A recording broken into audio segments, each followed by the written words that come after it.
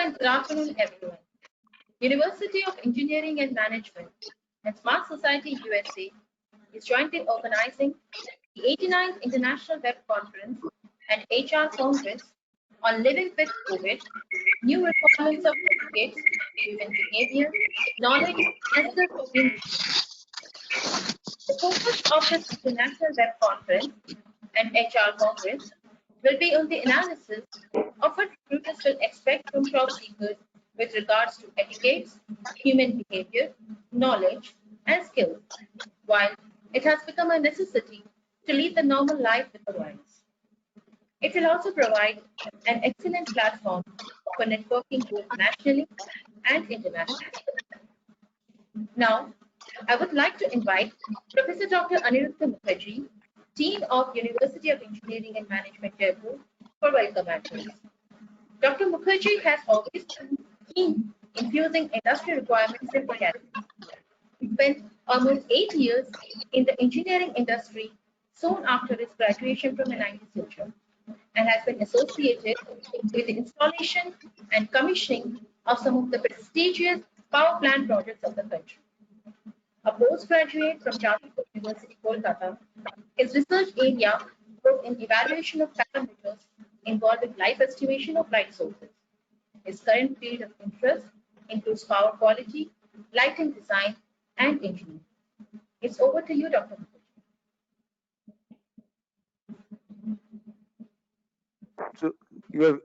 Thank you, madam. Very good afternoon to all the honorable panelists present here. I, on behalf of University of Engineering and Management, Jaipur, welcome you all. And this is an August gathering, which I find, as the title of the conference is very much pertinent with the current scenario worldwide, as we all are facing new challenges in terms of etiquette, human behavior, and knowledge and skills required for being in the industry. One of the most obvious changes, what I find, would be that of organizations would have to leverage, leverage work from home capability much more than before. And by doing this, the equilibrium, which was tilted heavily towards the physical presence in the workplace, will be more balanced, going forward. And apart from that, the new normal also suggests that everyone has to rethink of the workspaces and how collaboration can still continue effectively. The onset of pandemic has also brought in new trends, which I find in recruitment process, not only in terms of the procedure of recruitment, but also in terms of acquaintance with the newly defined skill sets. Going forward, it's a very I would say that the new normal would be as we need to define new roles which would definitely govern us and set new skills for the coming workforce. As we all know, human beings are social animals, and prolonged working at home remotely would also lead to isolation fatigueness. So all these parameters needs to be checked into, and new guidelines, I believe, has to be framed so that in the coming days we can adapt to the changing scenario much more effectively, and by doing that we can keep our economies going forward. Thank you so much. I once again welcome you all. Thank you, sir, for this insightful welcome address. Now, please join me in welcoming Ms. Jo, Executive HR Director, Bureau for TTEC. Jo is a commercial HR leader with an exceptional history of delivering results through strong management and leadership in fast-paced environments. A postgraduate from University of Manchester, Jo has worked for big names such as BT, Vodafone, Teleperformance, Citel, and TTEC during the course of her career. She has a proven track record of adding significant value to large corporate companies in all areas of HR and people strategy across Europe. Jo has also published many articles and blogs on employee engagement and HR practices. Before Ms. Regan starts her keynote speech, I would like to request the audience members to mute their microphone and post the questions in chat box. After her speech, Ms. Regan will answer their questions. Now I request Ms. Regan to please start her keynote speech. Over to you, madam. Thank you very much, Vati. I really appreciate it. So good afternoon, everyone, and thank you very much for allowing me this opportunity to come and talk to you at your Congress. So as I was introduced, my name's Jo. I'm an executive HR director in Europe. I've got around 15 years experience of leading and managing HR functions all across the European region, India and Africa. So the topic of this conversation is all really around, you know, COVID. I mean, if we think about things, who'd have thought if we had this conference in February that we would even be talking about a global pandemic?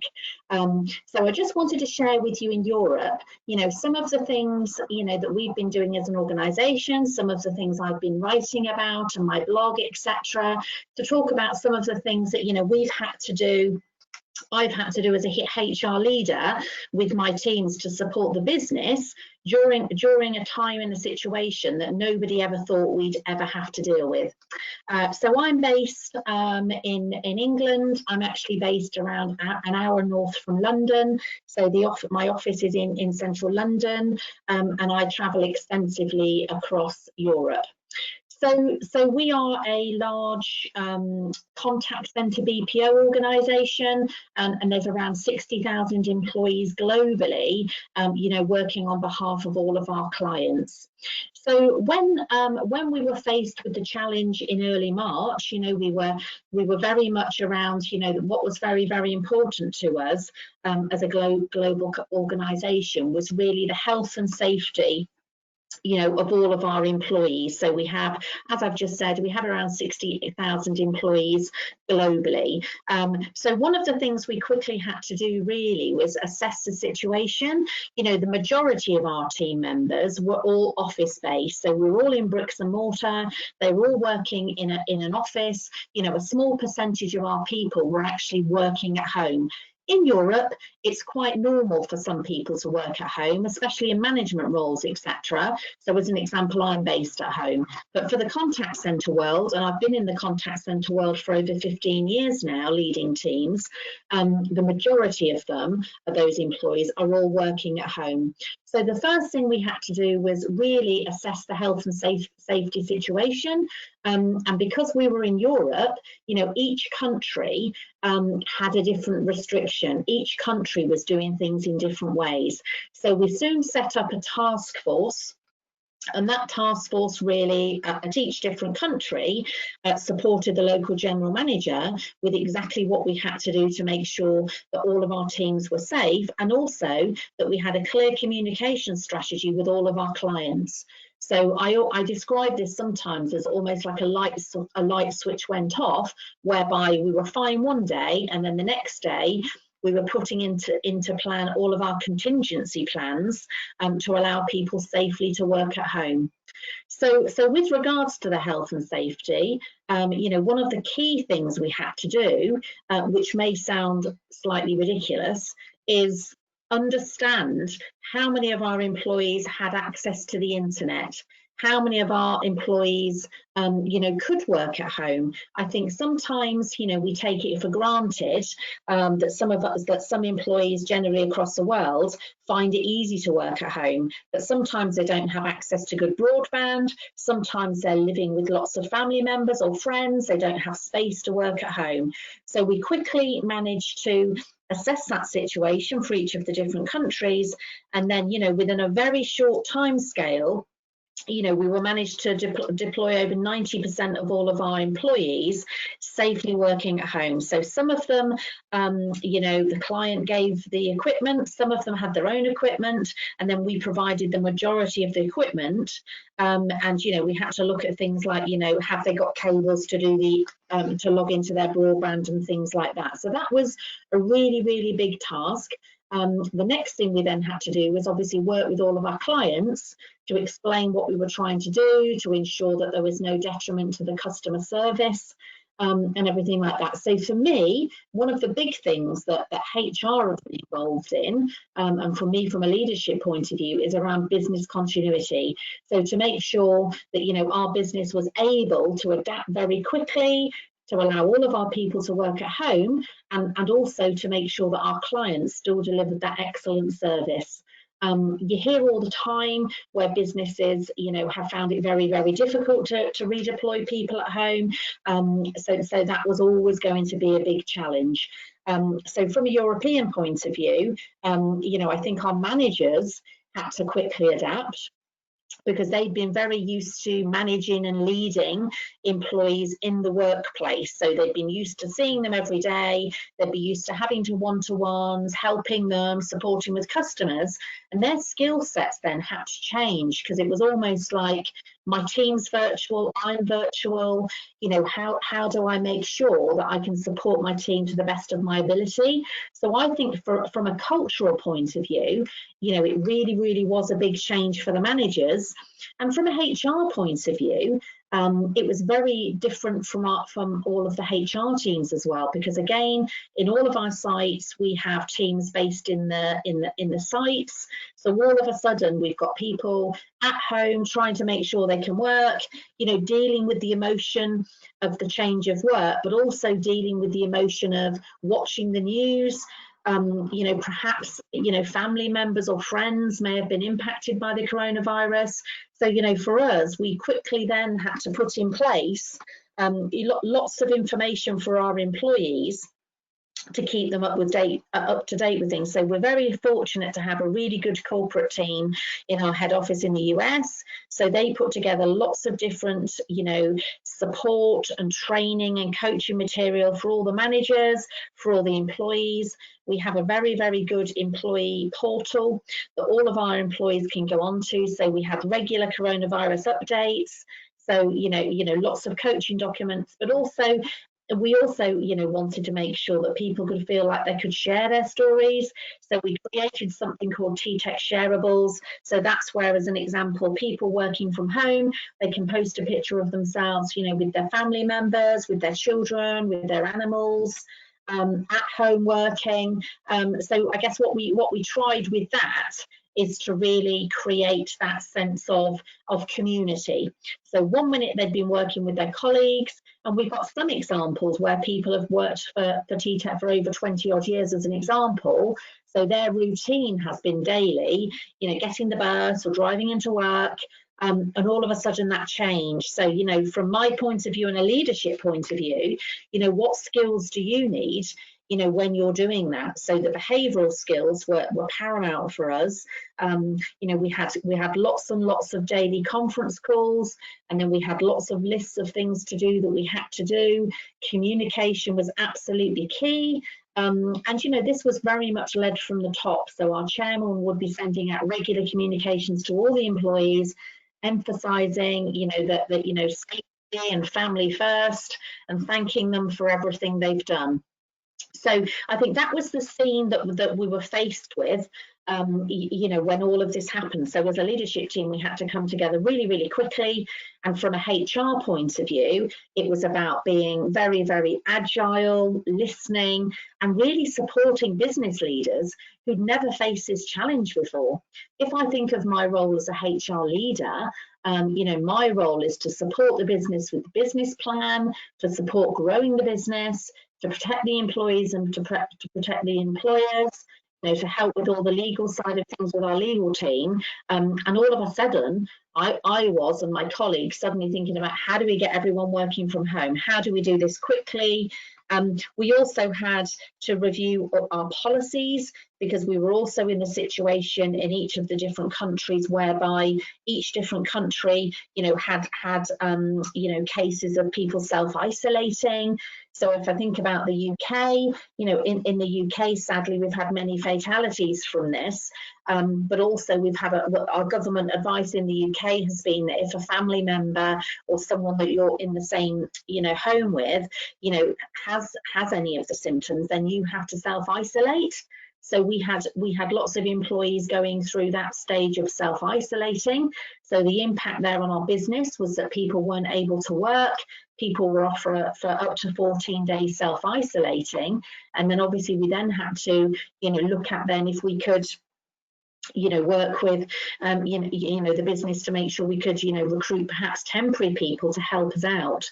So as a business, we've also been, fully supporting local government to see if we can support with any of their initiatives.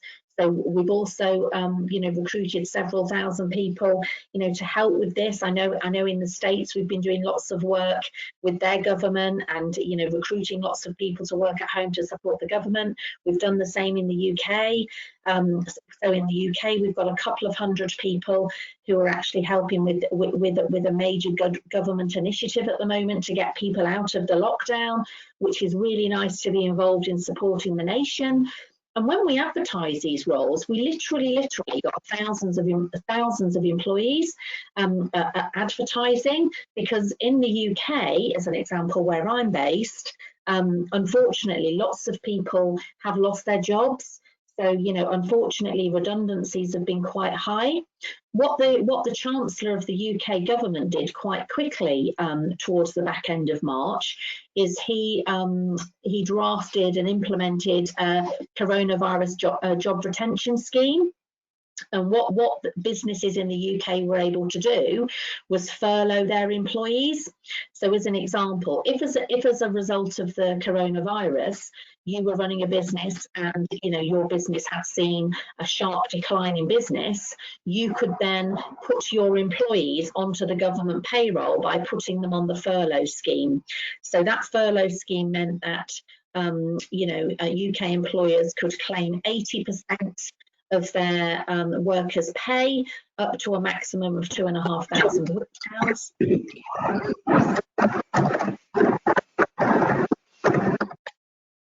That was based on 3 weeks at a time. So that launched, the end of March. There's been changes that have been made that are starting in August, and then towards October, the furlough scheme, is going to be stopping. But it's statistically, over 9 million people in the UK have actually been on the furlough. So they haven't been working, they've been paid by the government through their employer, and it's allowed them to retain an income, and it's allowed them to be still part of the headcount for a business. But what I'm seeing a lot now is that on my with my network on LinkedIn and my HR directors network, is that there's lots of employees at the moment who are coming back from furlough and then sadly being placed at risk of redundancy.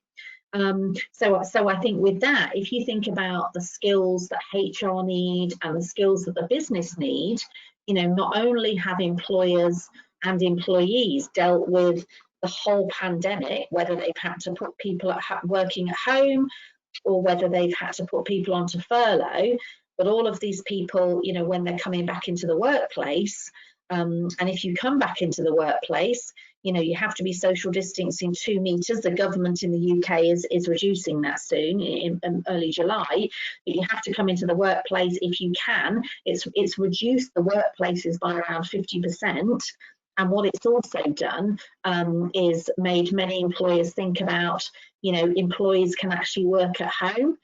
My office is actually in London. I've been into London a couple of times since this happened in the past 3 months, and it's been really, really quiet. There's been some people on the train, but most people are actually being encouraged, if they can, to actually work at home. It's safer to work at home and stay at home. So that's really some of the things, that I've been finding since the start of coronavirus. And as an organisation, we've continued to communicate with our employees. Our managers have got lots of support and access of how to deal with employees. And I think, the whole employee well-being and the whole emotional intelligence really with all of this, that's what HR leaders are really working on now, because when we start, when we actually start getting people back into the workplace, so that whether that means they're coming off of the furlough or it means they're coming back into the office if they've been working at home for say 3 months, you know, from a HR leadership point of view, it's very much around, you know, understanding the business. What's been the impact of the coronavirus, you know, with clients? What's been the impact on the revenue of the business? And then I think making some, you know, difficult decisions around, you know, the future. And then if you do have to make decisions, or if we as business leaders in Europe, you know, do have to make decisions, you know, our employees are going to be now dealt with something else whereby, you know, they have received a contribution to their pay, which is very good for them. But, you know, there's lots and lots of people now, unfortunately, finding themselves, you know, sadly at risk of redundancy and potentially being made redundant. So I think, you know, there's lots of questions always being asked at the moment by HR leaders, especially in Europe. You know, I've recently been doing some interviews for the HR Directors magazine, and it's around, you know, what's your organisation doing around coronavirus? What are you seeing? So I think, you know, I'm really, really proud of everything we've achieved. I think as a team, we've worked really, really well.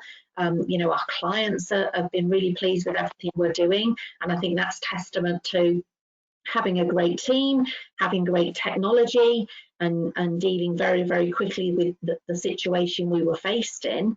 And I think, you know, as we move forward, you know, over the next coming weeks and months, I think, you know, the new way of working, you know, is going to be, you know, a test for all HR leaders and a test for, you know, business leaders in what the future looks like. Because, you know, if we think back to the start, you know, I was saying, you know, February, we're in a very different place now. Usually, you know, I would be planning for the 2021 HR budgets and HR strategies, whereas we've had to just plan daily and weekly with everything we're doing, to be honest with you. So if I look at, you know, the strategic, you know, objectives of a HR function in Europe, you know, the first one would be to attract and retain employees. So we can attract employees. You know, lots of organisations have put their recruitment on hold. We have in some cases. But we're also finding that, you know, when we put our adverts onto job boards, we're finding that, you know, we're able to attract people. There's lots of people looking for work. We've had to change the way that we're recruiting people. Obviously, we used to invite people into an office and they would then have a face-to-face interview with their manager and some form of assessment. Whereas now we're doing that all as we are today. Virtually. So we will, as an example, using various technology, we will actually at any time, you know, be having interviews of up to 25 people. We have to check the eligibility to work, which is a requirement in our countries in Europe. We do all that virtually, whereas people had to bring it in. And then from an employee point of view, they will be having an interview like this. So they won't actually meet their line manager, the future line manager, face to face as they would. And they won't actually be able to look around the office as they would and see where the, you know, see where the canteen is and see where the outdoor space is, etc., where the training room is, because we're having to do everything virtually. But it's not stopped us attracting and recruiting people. But I think over the coming weeks and months, it will be interesting to see actually, you know, if people still like working at home. Because I think over the past couple of months, people haven't had a choice. People have had to work at home in our industry. If you're in retail, as an example, many of the retailers have been key workers. So many of the retailers have been going into work as normal. We're now seeing screens at the checkouts and things like that. But for our industry, which is a big industry, the customer service industry, you know, our people have had to work from home. So it's not been a choice, you know, they've had to unless they're unable to. So it'll be interesting to see, you know, in coming weeks and months around that. I've also been involved in lots of surveys. So we've regularly been surveying our employees. You know, most weeks we send them a little survey to see how they're doing. You know, we probably ask 5 questions. You know, how are you feeling? Have you had any interactions with your team? What could we do differently? So, you know, we're getting some really good results back from the survey. People like the fact that, you know, we're getting in touch. People like the fact that they can actually ask us a question, which is amazing. We're also doing things like with regards to employee engagement, because as an organisation and in the fields I work of, you know, BPO and customer service, employee engagement's really, really important in the contact centre. So recognising success, having fun at work, creating a great place to work. So that's much easier to do when you're in the office. If you've got 1,000 people in your contact centre, or if you've got 200, that's much, much easier to do.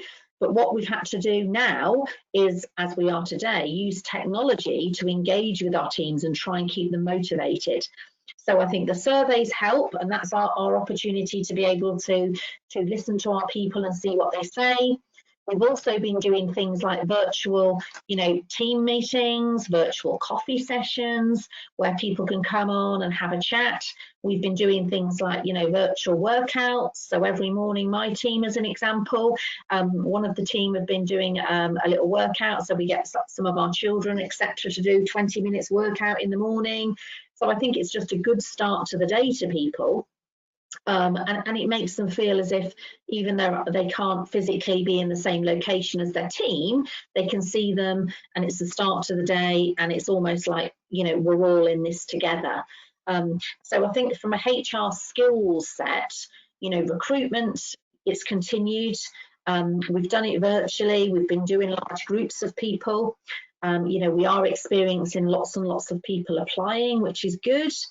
From an employee engagement point of view, that's critical. I think everything I read about what companies are doing is all to do with employee engagement. So, you know, how are you testing that temperature of your employees from the point of view of how are they feeling? You know, what can you do differently? And, you know, if we do identify that somebody, you know, is feeling slightly isolated or not feeling great, then, you know, we're very fortunate we have an employee assistance program. So any of our team at any time of the day, 24/7, can dial an independent, you know, line where they can have advice if they want to in confidence. So that's something that we're encouraging with all our new starters and our existing people.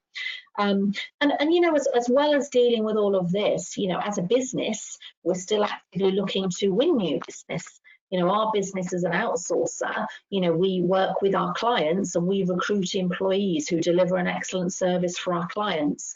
So I myself am leading a very large TUPE transfer at the moment, believe it or not, in these times.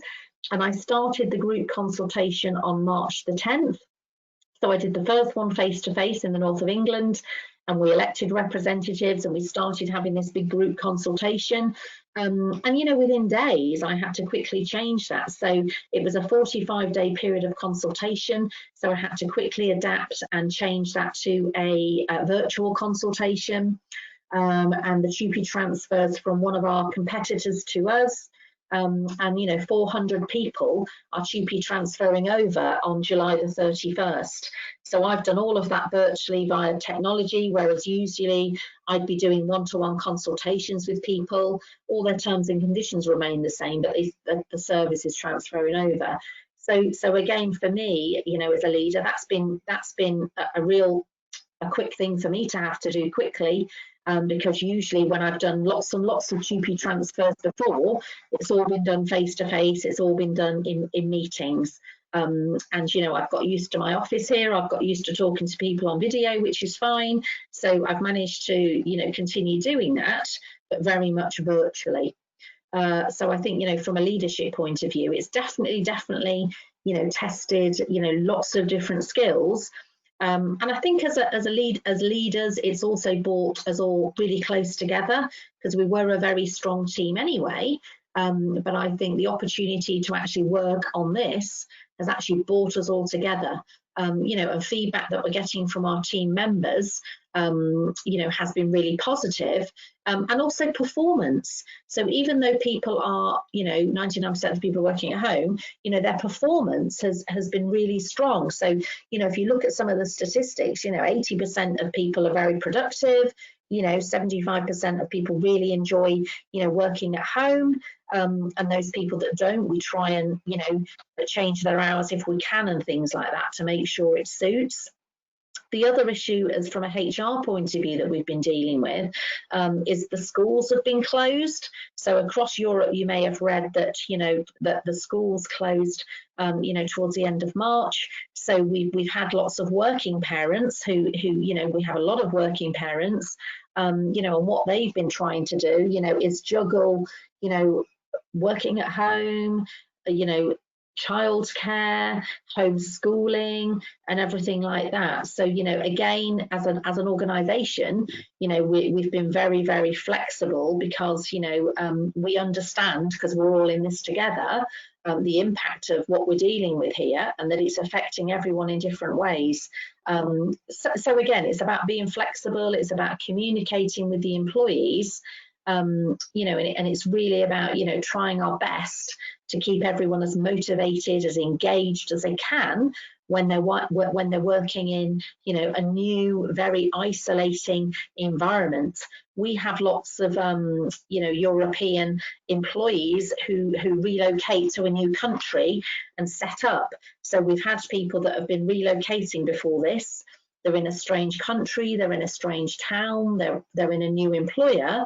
And all of a sudden they're finding themselves, you know, being far away from their family. So some of them have, you know, not been able to see their family for many, many months, and probably haven't had the opportunity to be in the, well, they haven't had the opportunity to be in the office and actually, you know, meet new friends and socialise and things like that. So, you know, we've been dealing with, you know, all of that as well. And people, you know, people often ask me, and I did an interview the other day actually on this, and it's around, you know, what does that, you know, future look like? So, you know, post-COVID. So in all of the European countries now, some of the restrictions are being lifted. So I talked earlier about the social distancing. So the social distancing's been reduced. You know, they're gradually in different countries starting to open up the economy again. So some of the restaurants are perhaps opening, some of the retail stores. So we're seeing that the public transport people are using more. So I think any business now in Europe is having to think to themselves, you know, do we keep our people working at home, or do we have a hybrid model where we have some people working at home and some people back in the office? Because again, if we're still social distancing even a metre, that means that we have to have less desks in the office, as an example. So that's another thing. So various models I've seen at the moment being discussed on that are that sometimes employers are thinking of having a rota. So as an example, 1 week an employee will be in the office, the next week the employee will be at home. So that's something that employers are looking to do, and employees, you know, like the sound of that. You know, and I think with the enablement of technology and digitalization in our industry, you know, it does allow people now to be able to deliver to be able to deliver a really good service actually being at home. So that's something companies are starting to think about. You know, how do we get back into the workplace if we can do? And from a business point of view as well, you know, I'm sure some organisations are thinking to themselves, well, actually, you know, we've got this big office in London or Birmingham or Manchester or Paris. Do we need that now? Because it's costing us, you know, quite a significant amount of money in rent. But the last couple of months, our team have been highly performing. They've been very engaged. Our customers are still getting the service. So do we actually need that model anymore? Do we need to work in the office, or can we work from home? So I think that's some of the things that we're thinking about now. How do we safely get people back to work? You know, and how do we observe, you know, all of the government, you know, restrictions still upon us to make sure that, you know, everybody stays safe, our family, our friends, and everyone stays safe. So yeah, so hopefully that's been, you know, a bit of an insight into for you all on, you know, HR, some of the skills that we've had to develop, how we've managed the COVID, and then moving forward, some of the things we're thinking about with regards to if we can get some of our people back, and some of the training and communications that we'll be doing regularly, you know, with our managers to get them prepared as well to manage their teams and manage questions and communications that come from our workforce that are clearly concerned about the situation that we're all finding ourselves in. But you know, I think our communication, you know, during the past couple of months has been really good. So I don't know if anyone did have any questions, did they? Hello? Hello? Hello? Yeah, ma'am, there are a couple of questions in the chat box. Hello?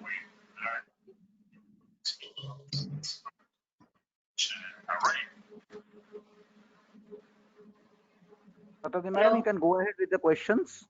Shatabdi madam, you can kindly go ahead with the questions. Yeah. Okay. Yeah, ma'am, the first question is by Arun Kumar Chatterjee, sir. So his question is, does it become difficult if key personnel opt for sabbaticals for various reasons, mainly personal? So is the question clear, or should I repeat it? Yeah, so the question was about, is it easy if people want to take some sabbatical? Was that right? Does it become difficult if key personnel opt for sabbaticals for mainly personal reasons? So I mean, if people do want to have a sabbatical, then what we can do is, you know, we can offer them some unpaid leave so they can have a sabbatical if they're concerned about coming into the workplace or something like that. So we can look at doing some unpaid leave for people. Did that answer the question? I hope so. Ma'am, there is another question from Arun Kumar Chatterjee, sir, that has this drastic change due to COVID invoked any change in code of ethics of large corporates in particular? So has it, sorry, could you repeat that? Yes, sure. Has this drastic change due to COVID invoked any change in code of ethics of large corporates? Has there any big change in any code of ethics? Yeah, no, I mean, you know, we have very clear ethics policies and training and things like that. So obviously we're always reviewing our policies and our training and things like that. But you know, it's very much, you know, part of our corporate training and everything, our ethics policies, you know, and we still have a helpline people can dial into if they want to report anything. So you know, we always have that anyway, to be honest with you. So I don't think there's been a major impact, no. Okay, I hope that answers this question. So audience members can keep on posting them and I would direct them towards madam. Okay, I've got another one from Mr. Simon Sarkar. So his question is, according to you, what are the best opportunities for students in this situation? For students, so students who you know are, I mean, I think the difficulty at the moment perhaps for some students is people who are graduating, etc. Perhaps some of the interns and perhaps some of the graduate placements you know, aren't going ahead. I know that's what I've read about, that's happening in Europe, but you know, my thoughts would be for students is, you know, use your network, you know, see if you could do some research in the industry, you know, whatever you're studying now. And I think this is a great opportunity for students to, you know, to be networking with business leaders to see how they can support them. I'd also recommend considering getting like a mentor that can help you, introduce you to people, you know, and I think it's difficult for students as well, because again, some of the universities now, you know, aren't actually on campus, they're actually at home now. But you know, I'm hoping that in the coming months the universities and the schools will get back. But I mean, if I was a student now, depending on what I was doing, I mean, I did my master's in strategic HR international as an example, you know, I would be still doing all of my studies, but I think I'd be looking for a mentor or looking for people that could help me build a network when I graduate. I hope that answered that question. Yes, ma'am, sure that answers it. Ma'am, there's another question from our Honorable Vice Chancellor, sir. So this question is, are the recruiting authorities looking for any new etiquettes, change of human behavior, skills, etc. from the applicants for new recruits while living with the COVID? Yeah. No, thank you. So our recruitment process, it has had to change, as I said, because we're having to do everything virtually. But we're still going through the same form of assessment centre. So for us, a majority of our team members are in the customer service world. So we'll still be doing assessment centres as normal.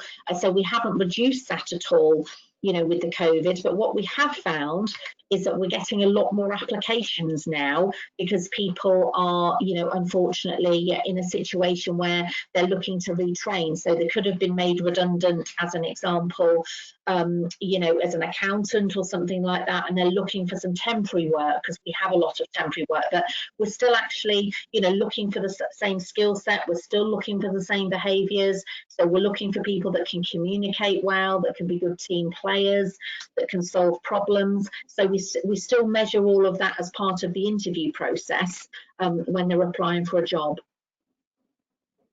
Yes, ma'am. Thanks. Would you like to take some more questions? Yes, that's fine. Okay, ma'am, this is a question from Mr. Partho Paul. So he wants to know that your company seems to have managed the transition very well. So can you please give some details of the type of customer service business you employ for 60,000 people? Yeah, so we do, the majority of all of our team members are servicing customers. So as an example, our company, we will go out and tender for work, and then we will win work, and then we recruit people to deliver for those customers. So as an example, the Chupi transfer I talked about just now, we won a piece of work with Volkswagen, the car dealer. So therefore, we are the people that will transfer from another provider will actually take all of the inbound and the chat requests from Seat, Audi, Skoda, Volkswagen customers. So we're dealing with the whole customer service organisation. So they're the employees that we recruit for, and our clients, as an example, perhaps it's not their core business customer service, so they will outsource that to us, and then we deal with their customers on their behalf, whether they've got a service issue, a problem, or if they want to chat to us about selling products and things like that. So that's the type of thing. Thank you, madam. And I have got an interesting question from Abhishek Basu, sir. Since work from home is the new normal, do you think HR practices of team building will take some new shapes as well? Oh, no, absolutely. So when I talked about the employee engagement, one of the things, from a HR point of view, we have to do is it was much easier before when, you could do team building in the office and meet people face to face. So I think now, team building is going to be a lot more different. It's going to have to, you're going to have to really think about how you do that team building virtually, because some team building obviously was outside and things like that. So I think that it's going to be very, very different for HR people to do that. And I think as well, if you think about March to June, that's where we were in this situation. As we ease ourselves out of it, we're then going to have, people working at home, people working in the office. So how do we bring those together to make sure they're engaged and motivated? Thank you, madam, for answering this question. We have just one last one from Avik Chakravarti, sir. So his question is that this entire paradigm shift has brought in a lot of changes across the globe. But before we make a move, shouldn't we look into our own country's resources? Because what seems possible in Europe seems impossible in India.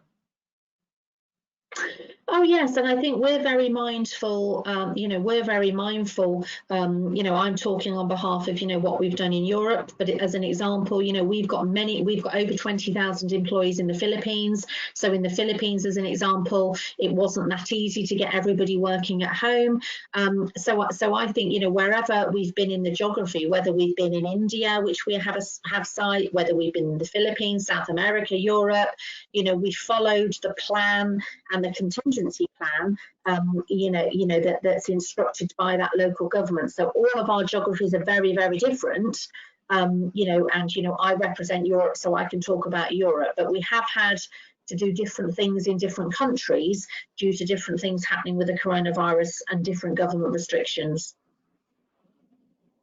Thank you, Madam, for answering all these questions. And thanks for this enlightening keynote speech. Madam, it has been a privilege having you with us this evening. Thank you very much. And thank you for inviting me, and enjoy the rest of your conference. Thank you, Madam. Next, I would like to introduce Mrs. Shoma Banerjee, CEO of Business Brio and Director at Data Science Foundation. Shoma is a data science practitioner and entrepreneur with 2 decades of experience in analytics, market research, and product marketing with corporates like GE Capital, Genpact, Nielsen, Telstra, and startups. She is an alumni of Army Institute of Management, Kolkata, and PITS Mesra. So I would now request Mrs. Banerjee to present a speech on new and emerging models of employee-employer engagement in the IT industry.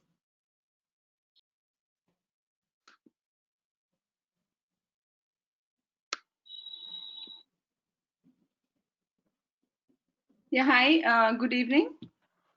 Good evening. Good evening, Shoma madam. Your screen is visible. We can see your WhatsApp. Your screen is visible. Yeah, now we can see your PPT. However, your webcam is not visible. Somehow we are not able to see you. All right, just 1 second. Let me check that. I've sent you a webcam request again. Yeah, I've received it. Thank you. That's fine. Now you're visible. Thank you. Okay. Thank you. So good evening to everybody, and thanks, Professor Shatabdi, for the introduction. I think first of all, I mean, I have a, the name of the topic is quite long, new and emerging models, and I took the liberty to reduce it a little bit. So essentially, it's new and emerging models of employee-employer engagement in the IT industry. I think because of the current situation that we are in, so I think that is probably why we are talking about the new and emerging models, and we are here to discuss about that.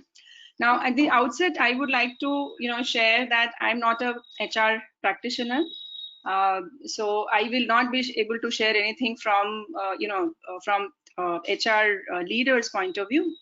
However, being part of the IT industry since almost the beginning of my career, so I will share and I can talk about things that I have seen which were done or implemented from engagement perspective in the industry in different organizations that I worked for and which I really liked. And also now as an entrepreneur, the kind of engagement that we adopt and that what we have implemented in our companies. And also I would like to talk about the current situation that we are in and what we as a company and as well as what other companies where I have colleagues and friends in the IT industry, what they are doing and what kind of models may be coming up and developed in future in this space of employee-employer engagement. Now, as we when we talk about this engagement, so engagement is something I think we need to understand first, very basic level, and I will always go back to the basics. Is that what is engagement? Right? So it is basically level of involvement or connection that one feels in the job or any activity that one does, right? So there are many factors, many things, which are important when it is when we talk about engagement, whether it is a sport that you are engaged in, whether it is studies, your coursework, or a job, right? So essentially, there are two entities. When we talk about an employee-employer engagement, there are two entities, right? So there is in an organization, there is the employer, and then there are a set of or a group of employees. Now, when do you want to engage, or what is the purpose of engagement? The purpose of engagement is to make sure that whatever somebody is doing, he or she is connected with that activity, right? He or she feels that, yes, I'm finding interest in that. And in that whole process, the organization feels connected with the employee feels connected with the organization. And again, organization is nothing but, people like you and me. That is what makes an organization. It's made of people. So when there are, employees and employers, then it is very important to understand, when we are talking about engagement, are they in the same side or are they in different sides, right? So, a lot of times we feel that there are these two entities and there is no conflict. They're not competing with each other. The employer, they're not competing with each other, but they are actually in the same side, same side of a team. So as part of the organization has certain goals in terms of growth, in terms of, revenue, in terms of fair opportunities. And employees are a part of that. So it is basically the same side of a team. And in that organization, when employers want to implement certain policies around, say, engagement or compensation or workplace culture, so the employees, a lot of times they hear about that or they interact with that through managers. So managers actually play a very important role in this whole equation of, engagement between employee and employers. And a lot of times you may have heard people who, work in the professional setup, that employees leave organizations because of bad managers. And they stay, if the manager is good, even if there are certain perks and initiatives are, not to their satisfaction. So I will talk about, the managers as well, because in my, mind, they play a very important and crucial role. And I have had, the good fortune of working with some really great managers and leaders. So like I said, if you are taking a match, in a professional setup, a league, Premier League, which has now started with players in the team, but empty stands because of the current situation that we are in. So it is very, very important to understand from both the sides, both parties, both entities, employer as well as employee, that it is a team and we all are in the same side. When you believe truly that we are in the same side and not opposite sides, that is when the engagement starts to happen. If you feel that you have competing ideas, or somebody is thinking about you but in the negative way or a wrong way, then obviously there is nothing of engagement, because you are starting from the wrong foot, right?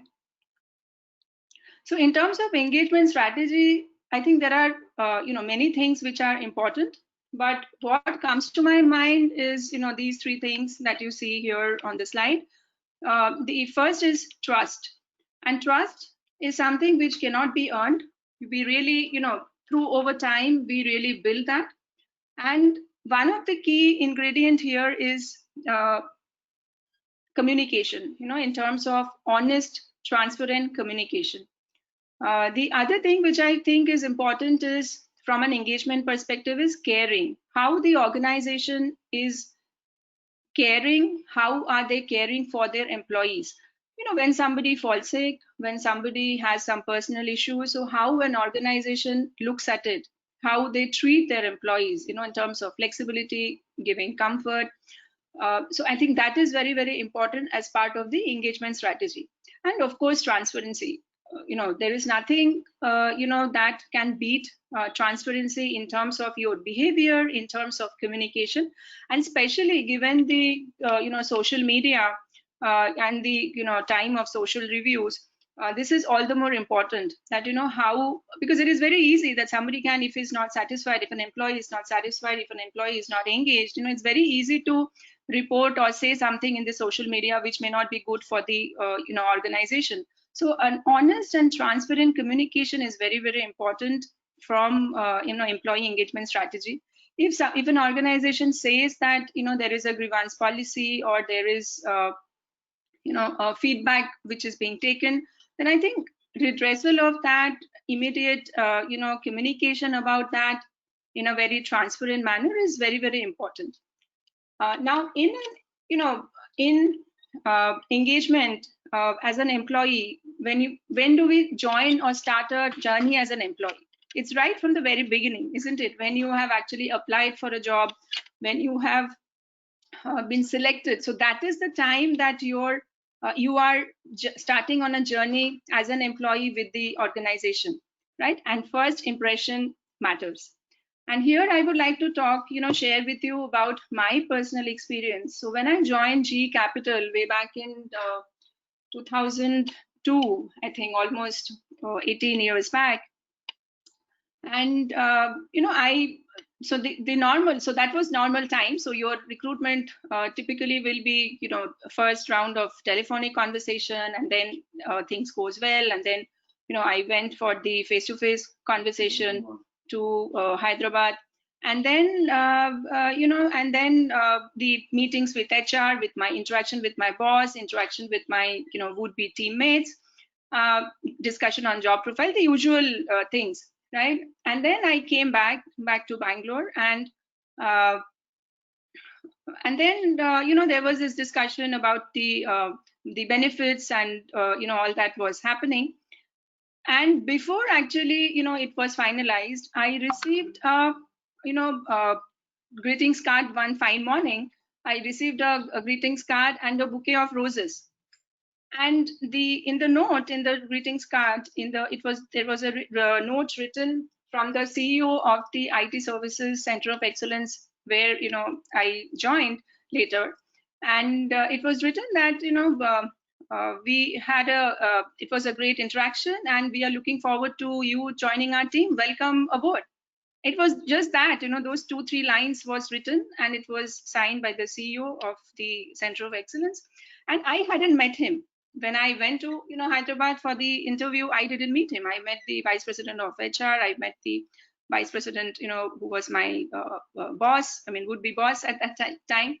But then that impression which I got even before I had got my formal offer letter, I think I was still considering, because it meant a move, changing cities, right, for me. So there are a lot of family considerations that you have to think of. But then that impression stayed with me for throughout. So that basically tilted the entire decision that in terms of, in favor of joining. And not only for me, even my family, when I called my parents and told them that I have received this greetings card, when I showed it to my husband, we all felt so very good. So and that is the first step of engagement, right? So it starts not only after you have joined it, you can actually start, the engagement can start even before you have joined. So that is the kind of belongingness, or that is the kind of experience that you are giving to the would-be employee in terms of what he or she can expect when one joins. And a lot of that is actually driven by the top leadership, right? Somebody actually bought and sent over the card, but that thought is what really matters. That thought really counts. So I still remember that. So whenever I see a bouquet of roses, I always remember that experience that I have, and I always feel very good about that incident. Now we are in the world of technology, and so that what I said was 18 years back, and the last few years, because of the different technologies that we have seen, and I come from this data science and AI field that I work in, the hiring process has also come a long way. Typically in your campuses, there is an aptitude test, there is GD, there is your domain wise interviews. So this is the process that is followed, and with the use of technology, there are companies who are actually changing this process. They are changing for the better.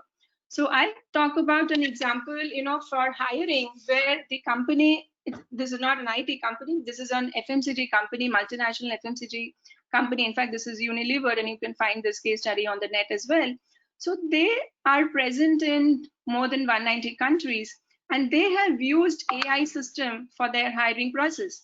So today's millennials, they all play games, right? So you have these online games. So they make the applicant, so when somebody applies to the organization, they make them play an online game, and in that they test the aptitude of the person, the logic, the reasoning, the appetite for risk. And there is a machine learning algorithm which assesses the suitability for the roles applied for against a successful employee who has worked in that same role. So it is not the, somebody human is actually evaluating, it's the machine algorithm which is evaluating and checking against a set of parameters based on how well the applicant is playing the game, right? And then at the second level, there is a video interview which identifies the good fits, in terms of how against a set of questions you are answering, it's tracking the body language, the NLP algorithm, the natural language processing algorithm. It is, analyzing, capturing and analyzing the phrases that has been used, the tone in which you are talking, whether you are looking straight, your enthusiasm, right? And then both together, your online games and video interviews together, there is a scorecard which is prepared for each applicant, right? And, the beauty is that each applicant then gets a feedback. Now, when we apply to a large organization, whether it is, any large organization in whichever field, IT, non-IT, lot of times when you have applied and you are moving through the different rounds, you get to know, because somebody, either is the consultant, the job consultant, or the HR informs you that you are selected and somebody will be talking to you, or there is a next process, right? But then if you are not selected, then there is nothing. You don't ever get to hear back anything apart from maybe a single line reply or a response in your mail or the job portal which says we'll get back to you soon, and that soon never comes, right? So you keep wondering, and maybe after 2 months or 3 months you assume that nothing is going to happen there. But then because this company, they used the technology so well that each and every candidate was actually getting a feedback. Even those who are not selected, they are getting a feedback as to what characteristics they have that fit to the role, and what that doesn't fit in the role, and also the reasons. So in case somebody wants to apply, again after 6 months or 1 year, depending on the company policies, they know what they need to work on, right? And the people who are selected based on these first 2 rounds, then they are sent to an HR physically, where there is a face-to-face interview process. Now, as a result of this use of technology in hiring, the hiring time went down from 4 months to 4 weeks. The number of applications that they could process in that 4 weeks increased almost double, from 15,000 to 30,000. And the recruiter's time on reviewing applications fell by a staggering 75%, right? Which is, quite, huge in terms of time.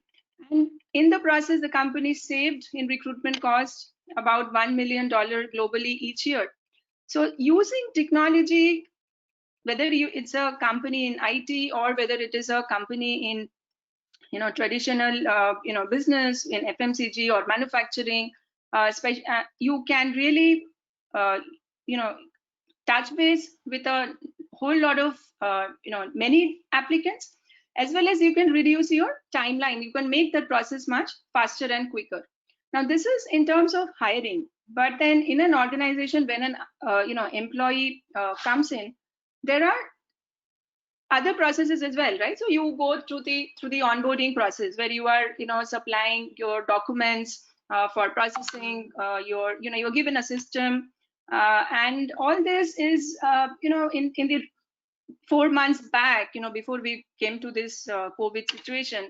Normally, in an IT industry, you would have employee portal. These are all automated processes. Somebody requests, you get a system, then from the IT system, IT team, somebody comes, loads it up for you. Your mail is set up. So a lot of it is actually automated, system driven.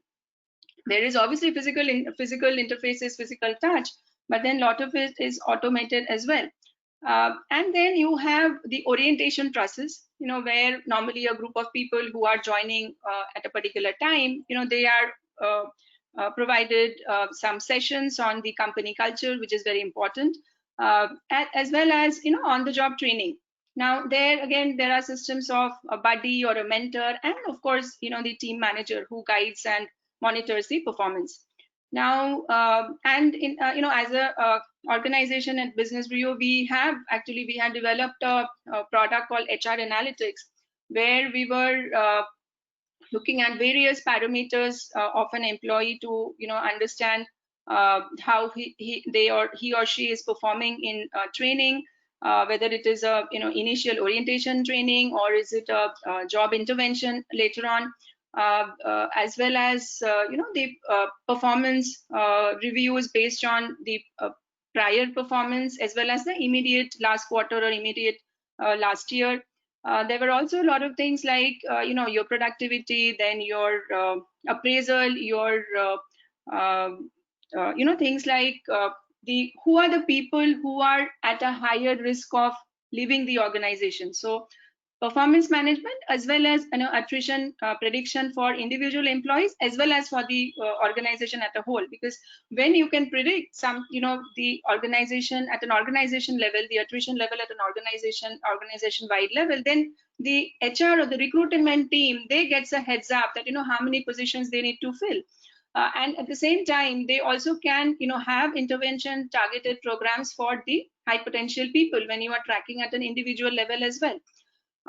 Now, so apart from the hiring, process or onboarding process, then when the employee is actually working, in his or her job, whether it is a KPO or a BPO or an IT development process, then again there are a lot of systems, automated systems, which are put in place in terms of which your job, your what you call workflow systems, in terms of your your daily attendance, your your login logout time, the system access, your what we call your HR portal, so your leave systems and all. And I think many companies today, they have these systems, whether they are buying it themselves or they are buying it for themselves, or they are making it, they have proprietary systems. Some are installed at on-premise, some are at cloud as well. So these are systems which make it easier for organizations to make the employees' life a little bit easier in terms of going and meeting a person vis-a-vis it is following a particular system. And also the lot of people who are the managers, the HR managers, his or her functional managers, they also know whether the person is on leave or not. So based on the dashboards that which is nowadays available at the fingertips. So a lot of these are also smartphone enabled, so you don't really need to always log into a system on your desktop, but you also get these alerts and approvals which come in the handheld devices as well. Right now, in terms of engagement, so what are the things which are important for doing it right? So again, from my perspective, I think some factors which are very, very important. One is inspiring leadership. So, and I believe that these are top down. So the leader in the organization, small or big, they really, if they have that orientation of placing employees as important and looking at it not just resources but partners in business, I think it stems from the engagement strategy stems from there. They take genesis from there. So inspiring leadership is very important. And if you think about it, a lot of companies which are like startups, which are new, where the new set of people, why do they come? The new people who join a startup, a new organization, why do they join a new organization vis-a-vis the the established players like a TCS or an Infosys or an Accenture, right? So that is because they have that inspiring leadership. Leadership encourages them. They find motivation there. They get opportunity to work with the leaders to understand their perspective, their point of view, and more important is that they get that acknowledgement. So a lot of times you will see that the first set of employees in many companies, they stay on for many years, even before. So nowadays we talk about funding and a funded startup. Even before a funding comes up, people have joined and they have really stayed even long after funding came in, or even for a non-funded company as well. So that is because nothing but the leadership and how the leadership made the employees feel and got them engaged in the business as partners in business and not just the other side of things. Then career development and learning opportunities. I think these are again very important, especially for new organization, new teams, what kind of learning opportunities are you getting? What types of career development opportunities one is getting in the organization? So it can be in-house training, it can be skill training, it can be some courses from a university, and it can be also different roles that you get to work in. And again, coming back to a startup environment, we say that in a startup environment you do not have very compartmentalized or boundaries in a job role. So how do you handle ambiguity? So are you willing, or are you engaged enough to help somebody else who is in a different function? That is not your prime responsibility, but do you rise up to the occasion when it is needed? So working in different roles, learning opportunities, these make the employees feel engaged, make them belong, get that feeling of belongingness in the organization. And in this context, I'm reminded of the Maslow's theory, the Maslow's hierarchy of need, which I think most MBAs read. So if you map it back to that, then the lower needs, like your physiological needs, the safety, the belongingness, right? So these are mostly taken care of by things like your compensation, your benefits, even things like, say, work-life balance, which is very, very important. But then again, work-life balance also contributes to engagement as well. And the other higher order things, like you see, if you in that need hierarchy, esteem and self-realization, self-actualization. So there it is basically mostly about recognition, right? What is the recognition that you are getting in the organization? It can be formal, it can be informal, it can be part of your annual review process, it can be as part of your the immediate or real-time acknowledgement of or recognition of something that somebody has done. So these are ways that companies create using the hierarchy of needs in terms of engaging an employee. So an organization which is doing their engagement strategy right, which is doing their engagement initiatives right, whether you have a 10 people team doing the engagement, or whether you have nobody doing the engagement, but it is that communication is happening, those policies are there, those initiatives are there.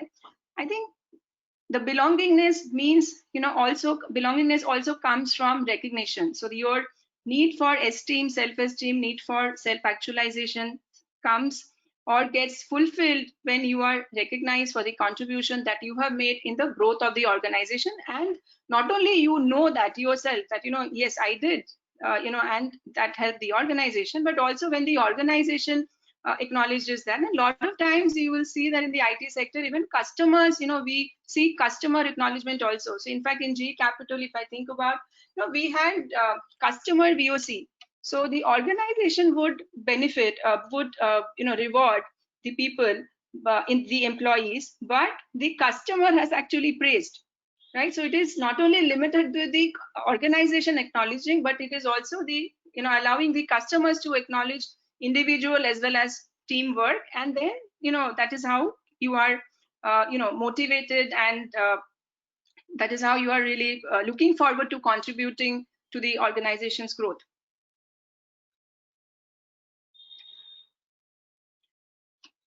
Now, the other things which are important are internal communication. And I think here there is nothing like less communication. You can never go wrong if you're doing more communication, really. And communication at all levels. And here your team manager really plays a a very big role, because a lot of times, especially in large teams, in large organization, you do not really get access at an entry or a mid-level to the top top leader, the CEO, or whoever is your group leader on a daily basis. So there the communication, whether it is written communication, email communication, whether it is a video these days. So I think these all make these all communicate or make the people aware, make the employees aware what are they thinking and what's going on in the business, right? And especially at a time like today, I think internal communication is really, really very important. And diverse work culture. So see, we are social animals, people, like I said in the beginning, organization is made finally of people, right? So we as social animals, we also, not only it is a skill that I have learned, and based on that I communicate, I work in an organization, I earn my livelihood, and I get sorry, recognized, but we also want to belong to a community. We want to belong, do good to a community. So whether the organization or the company that you're working for, do they encompass everybody? Is it equal opportunity for everybody? Is it, and also it is not only just having a statement or a policy saying that, we follow meritocracy, or we are an equal employee opportunity employer, but really do they do what they say? When I worked with Talisma Corporation, which is an IT CRM company, and there when I was part of the product marketing group, my boss that time, Suparna, so Suparna Mitra, and she had actually worked with a group of organization of differently abled people, and she got them trained, specially trained, to work with us in the technical writing area under the marketing group. Now, and there was a mix of people, who were visually challenged. There were some people who were physically challenged. But then, if they could contribute in, terms of the work that was given to them, then why not, right? And that creates an, inclusive culture. And though we are not may not be working, may not be directly working with that, team or that group, but because it is part of your function, where it has been enabled, you also feel very good about it. You feel that, yes, my company has actually risen to the occasion and it is doing what it is saying, right, in terms of an inclusive work culture, giving opportunity to the, and bringing them in our, sphere, where we can interact with them, where we can understand, their difficulties, where we can help them, and it is vice versa. There were some of them were really such, people, they could sing so well, they could, we many of them became very good friends with us. So are you, as a social being, as a human being, so we all have that part, and we feel good when the organization where we work, if that enables these initiatives, and that they take that cause really, and then involve all of us in that whole process. So these are, I feel, maybe small things, some may be big things, but this is how employees get engaged. This is how employees get they develop that belongingness to the organization. And when you have employees who belong to an organization, then of course it is a win-win situation for both, and then both grow together. Now all this, what I said, primarily is situation when it was a normal situation, right? These were typically the processes which were being followed in the normal situation, pre-COVID situation. And we are now in a situation where, this is, I have this quotation here, there are decades where nothing happens, and then there are weeks when decades happen. And that is how COVID, suddenly we came to know about COVID. And then, the last, 10 to 16 weeks, how it has actually changed our life as well as our work life, right? So earlier we would be doing all of our, we'll be doing team meetings like that, in a room with everybody being present. I think even this conference wouldn't be taking place like this. There will be probably in a auditorium or somewhere, there'll be the panelists, and we could see the participants as well. There'll be that body language, there'll be that eye-to-eye interaction, face-to-face interaction.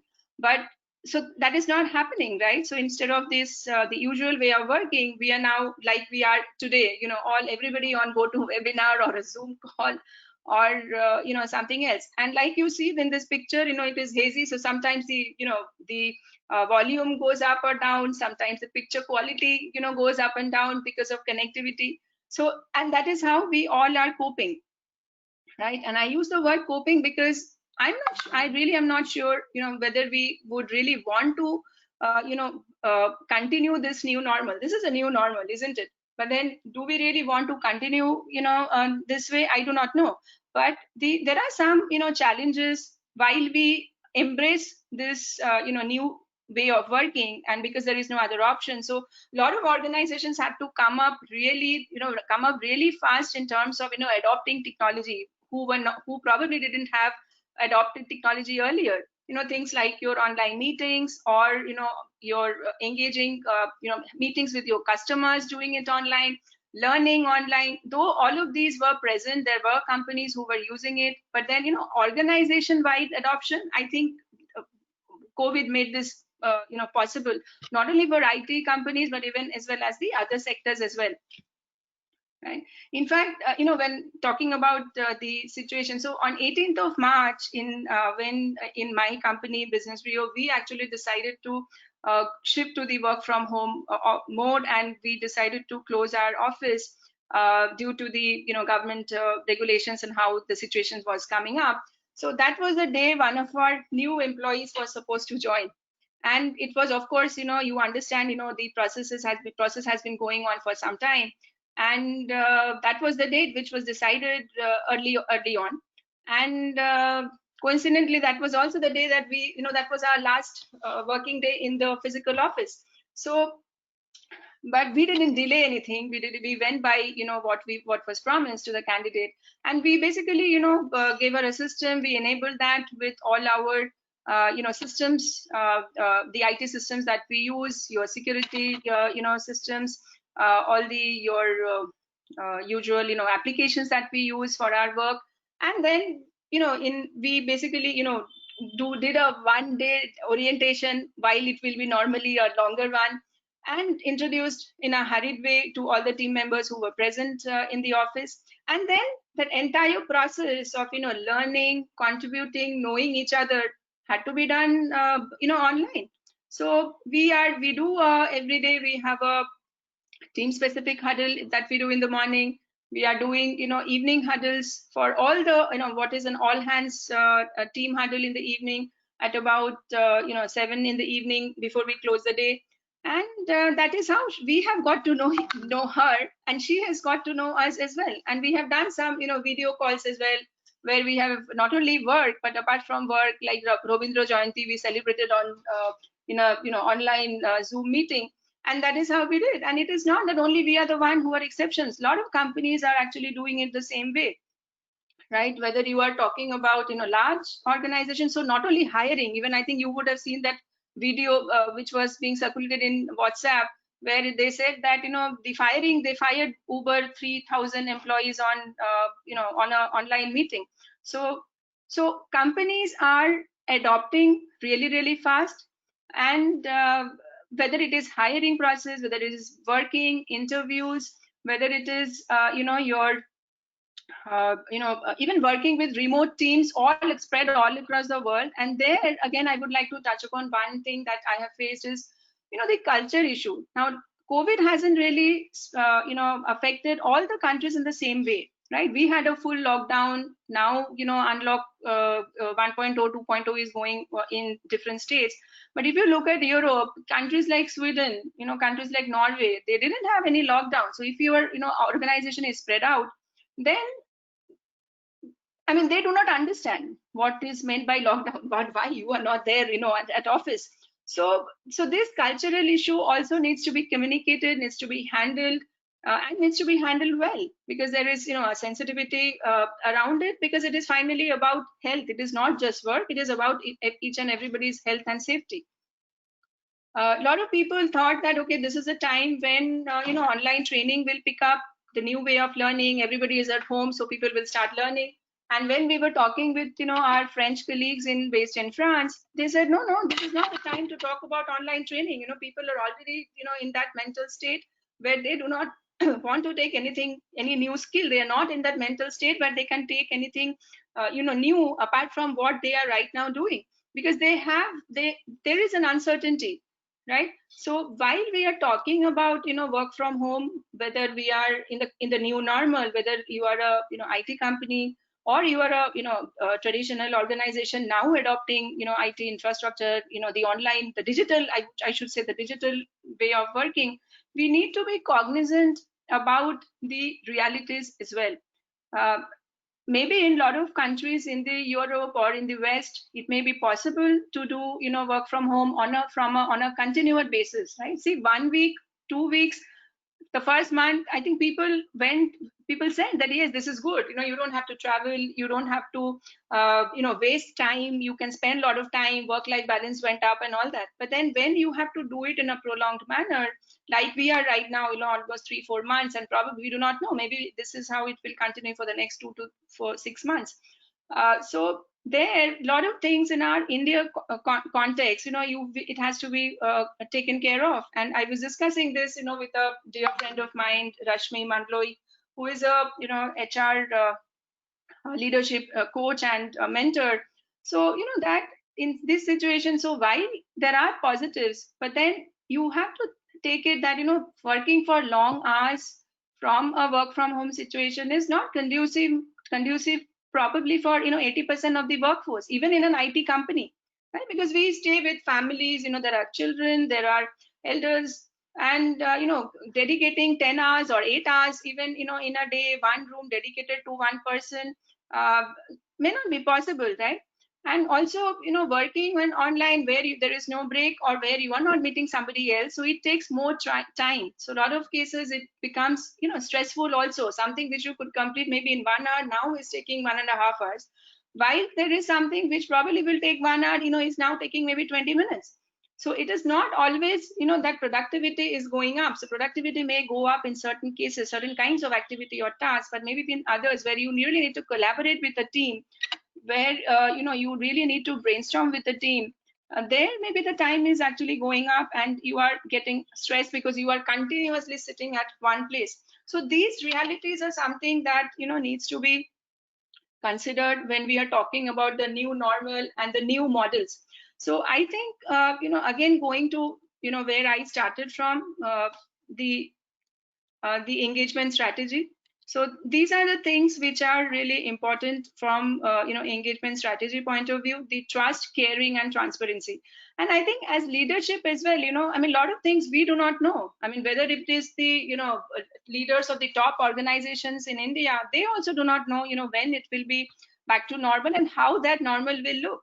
So I think it is absolutely also okay if when we are having these town halls or all hands meet to discuss about these issues which is there in everybody's mind. How is the situation at home, how is the situation at large in the country, and also saying that we do not know all the answers.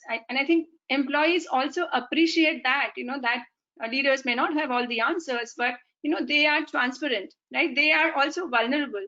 So I think that is very, very important in terms of communication, in terms of trust, in terms of engagement strategy, which is built on trust and caringness, trust and care. Sorry.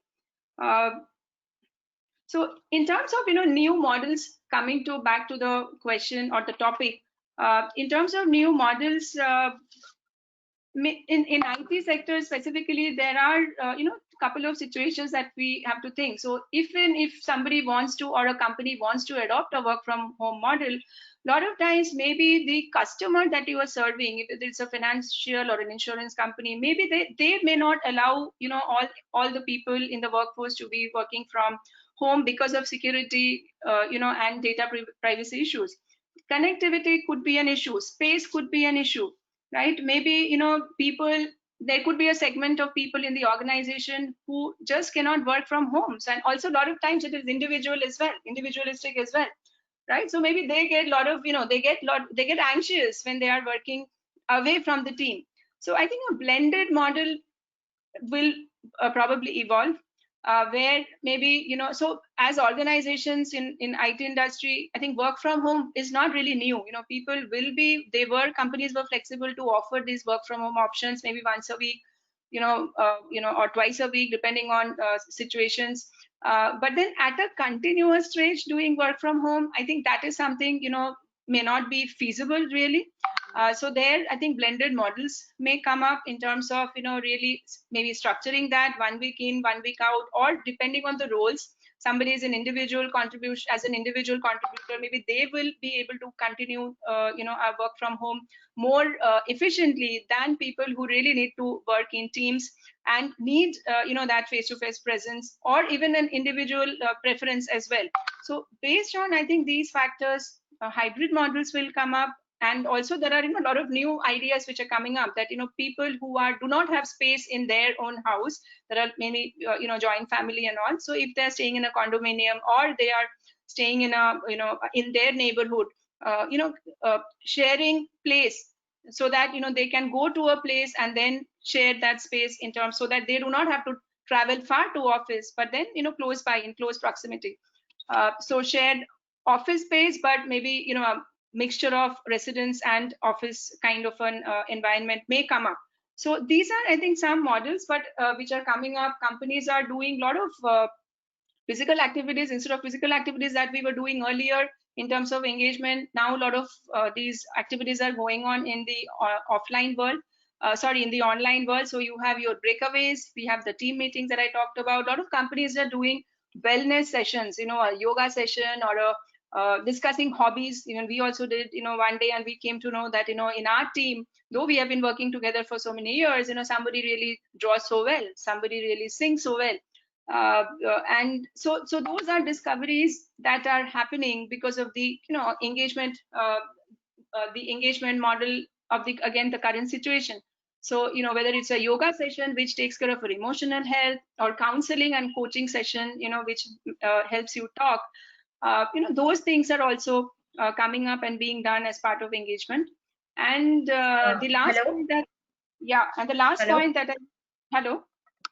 Yeah, Shoma madam, this is Shatabdi. Sorry to interrupt, but it's just 6 p.m. So can we wrap it up quickly? Yeah, so that absolutely.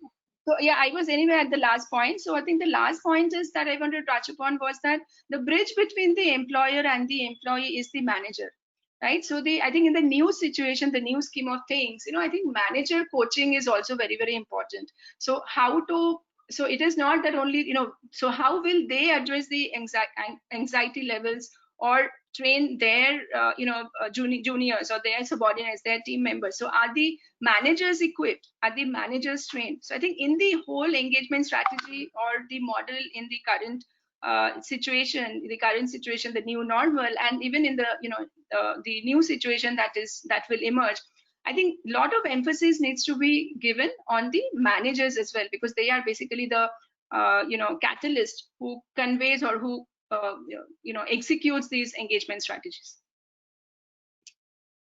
So thank you so much for the time. Yes, thank you, ma'am, for sharing your thoughts on this relevant topic, especially in view of the COVID world in which we are living right now. So I've got just one question here, and I would like to direct it towards you. So the question is from Arun Kumar Chatterjee, sir. He wants to know that since you talked about Maslow, I'm encouraged to ask whether there is any shift due to COVID-19 in the XY motivational model of Douglas McGregor in the context of working from home. So is this question clear? Yeah, sure. So see, I think like I said, there are different models, there are modification of two models as well always. But again, looking at the current situation, again, I will go back to the basics. And we are a social animal, as at the very basic. So your level of interaction, your level of belonging to a community, belonging to a team, physical interaction, this doesn't go away.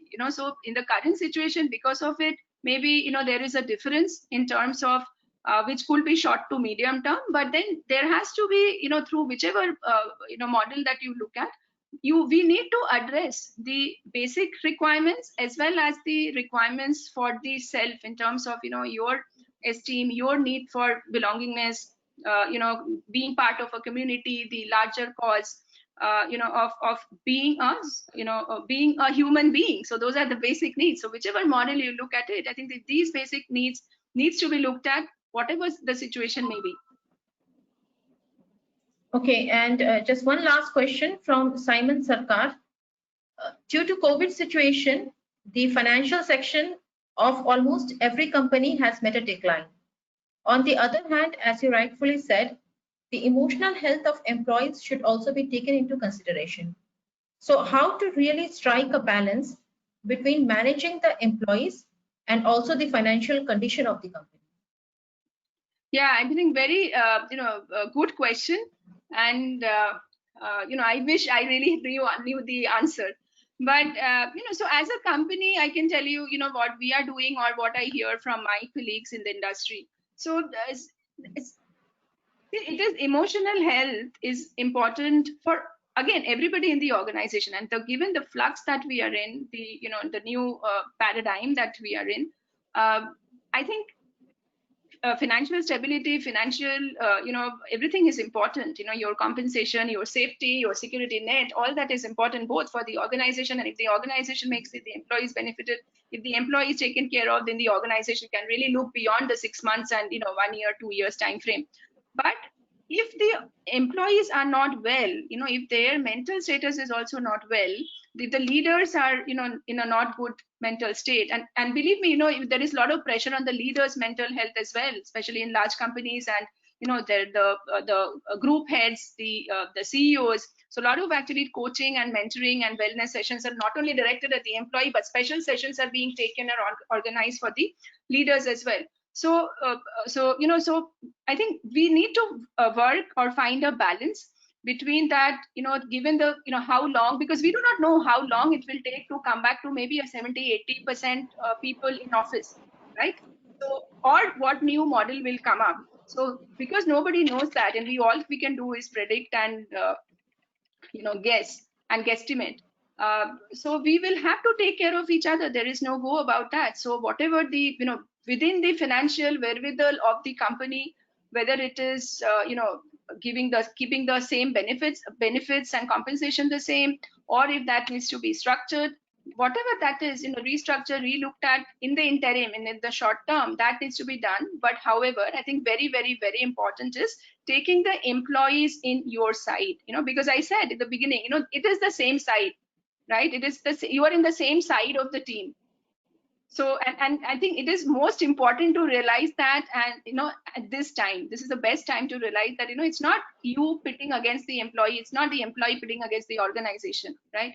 So keeping that in mind, there has to be a balance that needs to be found within the company's financial situation. And I think if the leaders can communicate transparently, if they can discuss, I mean, we also in our team meetings, got a lot of new ideas, from people who do not belong to a particular function, but they are in different function, right? So if we keep that communication channel open, if we are transparent, if we are honest with them, I think, employees understand. Nobody is stupid, nobody is fool. We may be in a difficult situation, but we are also intelligent. So if somebody is, so you have to do what you say. It's not just lip service. We need to be transparent and share these uncertainties that we do not know all the answers. So I think that is very important.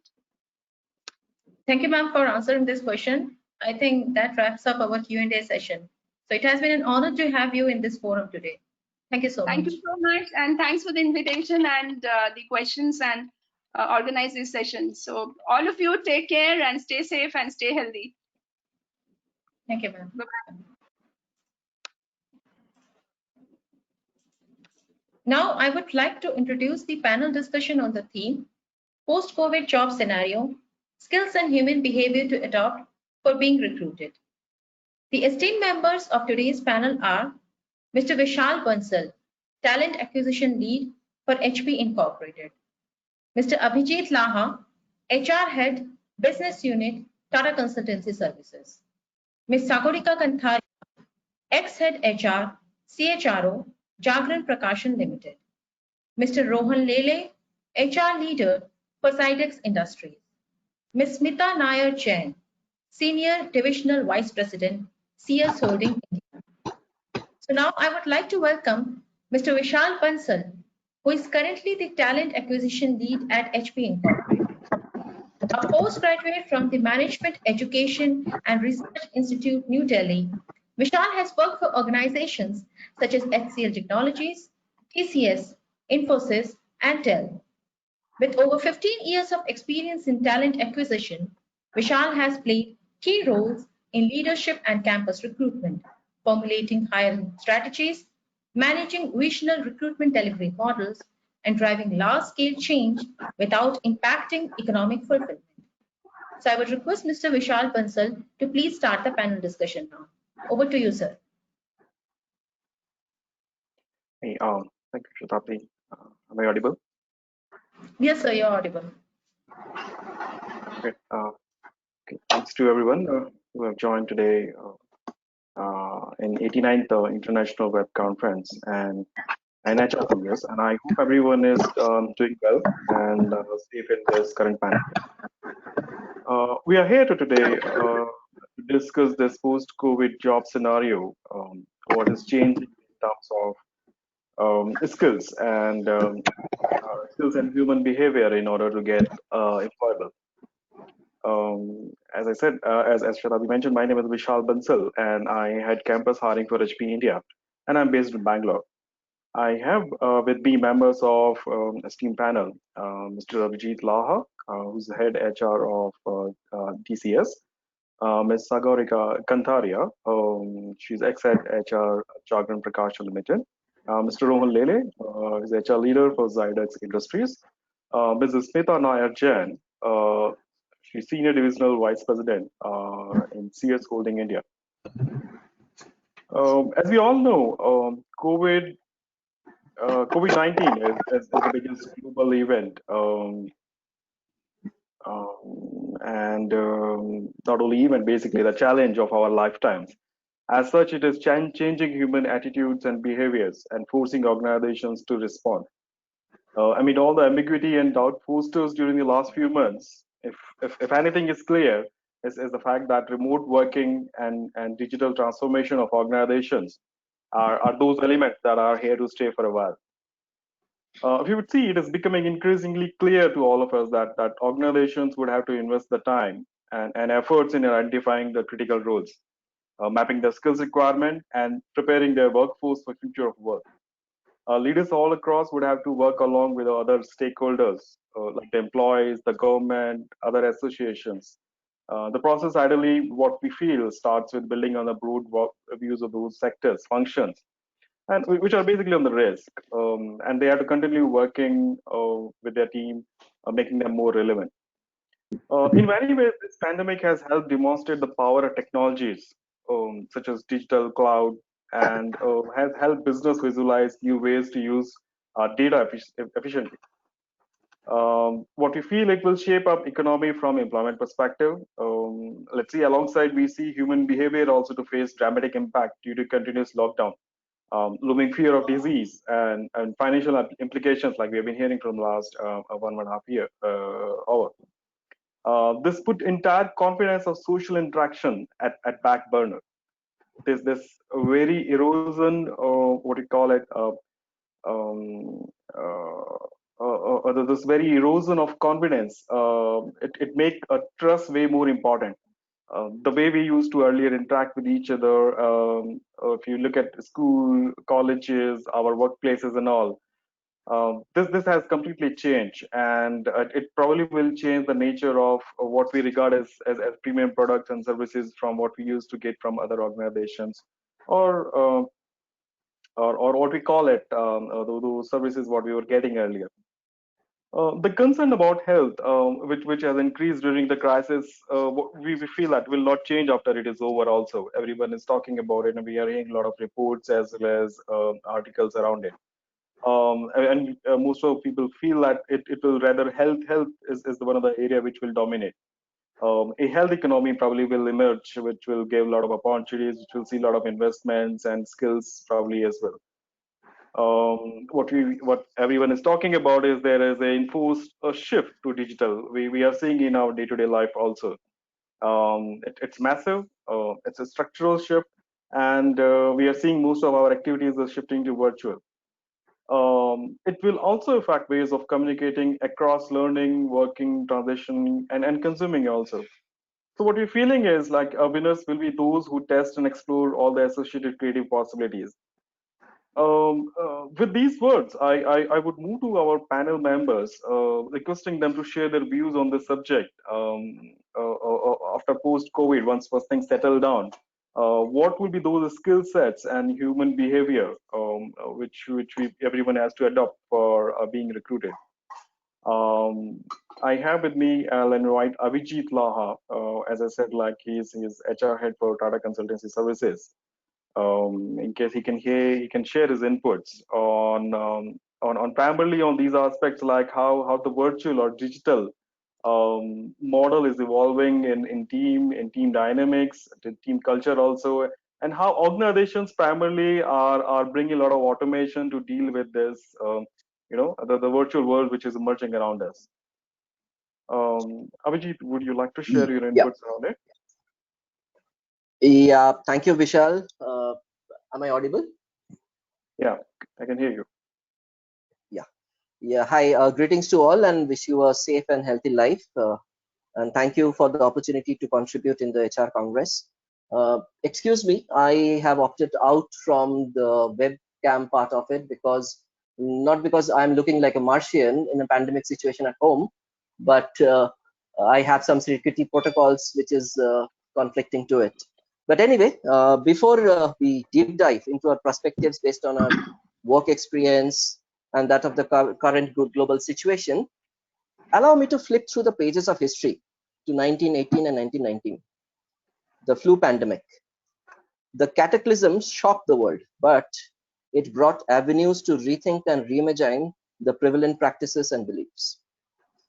A similar tribulation has now pumped up the adrenaline to reorient our organization culture into a new normal. So resilience, adaptability, and similar words are in the air now. Hence, ground rules are witnessing a hunger for some crucial elements. Some of them are virtual team dynamics, process automation, use of analytics as a tactical work tool. These are flanking up as a key success factor. So what has it been expected from us? Adopting or adapting to a newer team culture, newer team etiquette, which includes soft skills like communication through virtual platforms, adapting to job types, acting or performing as one single unit. Let me give you a very basic example here about communication. Till date, we knew that body language and expressions is a key component of a communication mode. But in a virtual team, it may not have a sufficient scope. Thus, other inherent elements like positive paraphrasing, power messaging takes the lead. Now, Vishal was talking about teams. We are all aware about the Tuckman's models of forming, storming, norming. And I believe you will all agree with me that each of our organization and teams therein have undergone a sudden and fast recycle of the phase to reorient themselves into this new normal. But then what about our new joinees? In a traditional team, what it does, it pulls up a new joinee to or through the phases by its mere presence in front. But in terms of a virtual team, it demands more collaboration, faster acclimation to interdependencies and accountabilities. Now, in terms of multitasking, we have been seeing multitasking in a different format, but now this multitasking has sent a new neural impulse across the grades in an organization. Lean team, agile workforce are demanding a critical understanding of process automation and analytics. So once we join an organization, we are put across multiple tools and platforms. A tactical user intelligence, I put it in bold, is very important for us.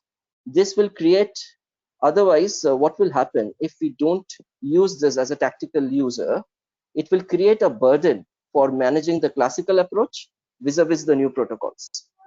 So what we need to do? Mathematical, statistical, and logical skills need to be reviewed from the practicability and usability standpoint.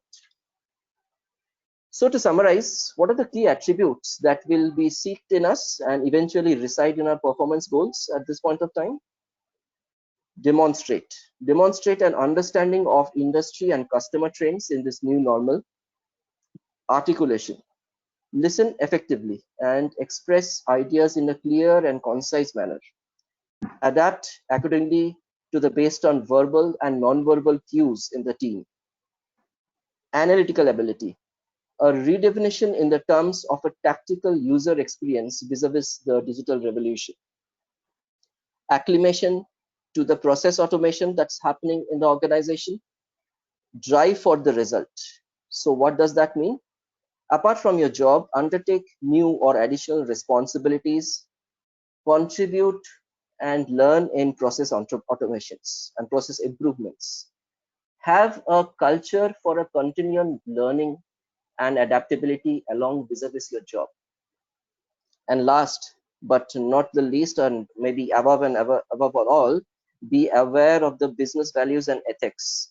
Understand the significance and the responsibility across data privacy and security in the current new normal and virtual mode.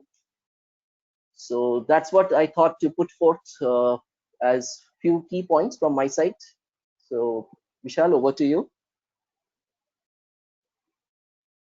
For sure, I think Abhijit, you summarized really well, especially from upcoming joiners also. These inputs, ethics and data privacy, which have been like the core of our service industries areas as well. I also would invite Sagorika, in case you want to share your input, Sagorika. These skill sets which Abhijit has all mentioned. What would be your views, especially about those essential skills that what not only what the subject what we are discussing to be hired as survives in post-COVID, especially from the strategy organization perspective, what we should employ to reskill their employees, because yes, as Abhijit mentioned that like it's about upcoming employees also, but we have a we can't change our workforce in just matter of few months. What from organization perspective, how we should look at the situation? Okay, so I just want to go few years back when Deloitte had presented their survey on global human resource management, and where they had already spoken about the changes, the whole work landscape which is going to change. The technology is going to be omnipresent, and there'll be several generations working together. There'll be bots who are co-workers. You can really see it happening in current times. So at that point in time, they had done a survey, and they basically checked the digital readiness of the organizations, and it was only 10%.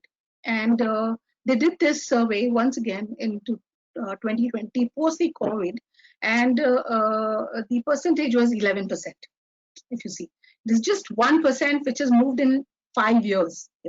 So obviously the organizations, the corporates were taking it easy, and here comes COVID and pushed all of us, put us on the time machine, and put us in the straight away in the future of work. Taking away 10 years from us of preparation. Yeah. So that's where we are. I don't think so. Till now, the organizations are digitally ready, because there's yet another survey which said that when we got into lockdown, globally only 54% of the organizations which were ready. So there's a lot of scope for organizations to kind of think digital first of all. So I would say first and foremost, for top down, I think the learning is what is digital first of all, and how can I apply it to my new business models. Okay, so this is one skill which across the organization they need to learn. Like in the current situation, like if I have to work, or the entire work is happening digitally, right? So how can I be still very productive, know the technology, and how can I bring in, for example, bots? Can I use it for my repetitive tasks, right? Apart from that, there are a lot of softer skills which come into the play, like a lot of speakers earlier have spoken about. People are already missing that social interaction with their colleagues. So this isolation has had a lot of mental wellness impact. So emotional intelligence is one of the things, where while working remotely, how can I still maintain my professional relationship with the, make it still stronger, adaptability is one thing which is very, very important, that the world of work is changing exponentially. We have seen pre-COVID and post-COVID how the world has changed, and a lot of speakers who have come in the panel earlier have spoken about how the workplace has changed, right? So how quickly the employees or even the people who are wanting to get into the workforce are quickly adapting, that employee will become much more valuable for the organization. That cognitive flexibility is something which is very, very important. Creativity and innovation, because the whole pre-COVID, post-COVID, social isolation, the consumer requirement has changed, the employee requirement has changed, right? So how can I be more, what is the creative solution that I can bring to the table? Just to give you an example, that there is one RJ who was working with us, and he moved to Bombay, and he wants to basically get into film. Obviously, he is employing his earlier skills, and he set up his own event management company. Now, with the social isolation, for next 1 year, you can't think of having a social interaction. What he's done, and he hosts this birthday parties, etc. So he's moved the whole birthday party on Zoom, and how can he, he's moved the whole on-ground event to digital. So that's the kind of skill set, innovation the employees are required to bring in. And obviously design thinking, which is like, in center of everything, your consumer, your employee, which should be in the center of your entire product that you're forming, right? So these are some of the skill set which the new employees, the employees who are already there in the workforce, quickly need to adopt to, meet with the new requirements that are coming, I would say. I think that was a really great example, especially about bringing the creativity through a virtual party or like Zoom also. And we have seen many examples, many business models shifting to on virtual, especially CureFit is one of the good example which you might have heard about it, and a lot of other connect has shifted to virtual. I think these soft skills as well as digital readiness or adaptability, or what you have spoken, really highlight what we are going through right now. And Avijit also has mentioned about this soft skills part. I'm not sure whether Rohan is back. Vishal sir? Hello? Yeah. Vishal sir, sorry to interrupt, but Mr. Rohan Lele is also part of this panel, and his webcam is not working properly. So I think you can direct something to him as well. Okay, Rohan, can you hear me?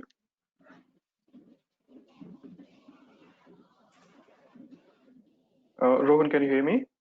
Yes, I can hear you. Hey, hi. Okay, great. I hope like it's not much of a trouble. Like you mentioned, message that the laptop had some issues. So I hope like you heard what Avijit and Sagorika had mentioned. Primarily, we were discussing about this soft skills part, as well as like how digital has changed our day-to-day life as well. I wanted to ask, like, especially from taking this thread of employment perspective, like, and those students also who all are finishing their semesters as well as course curriculum this year. What would be your view? Like, what the skills and behavior they need to pick, skill set wise as well, and probably like the priority wise as well, like in case when they are searching for their the future employer.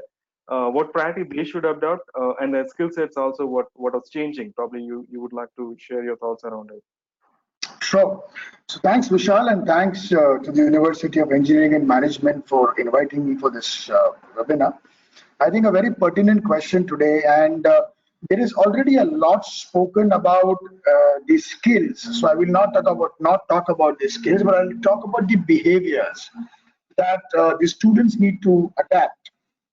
Considering this vulnerable future in this VUCA world that we're all, and post-COVID, this future is just going to get more and more extreme. And there are three important skills that I personally believe are going to be very, very important.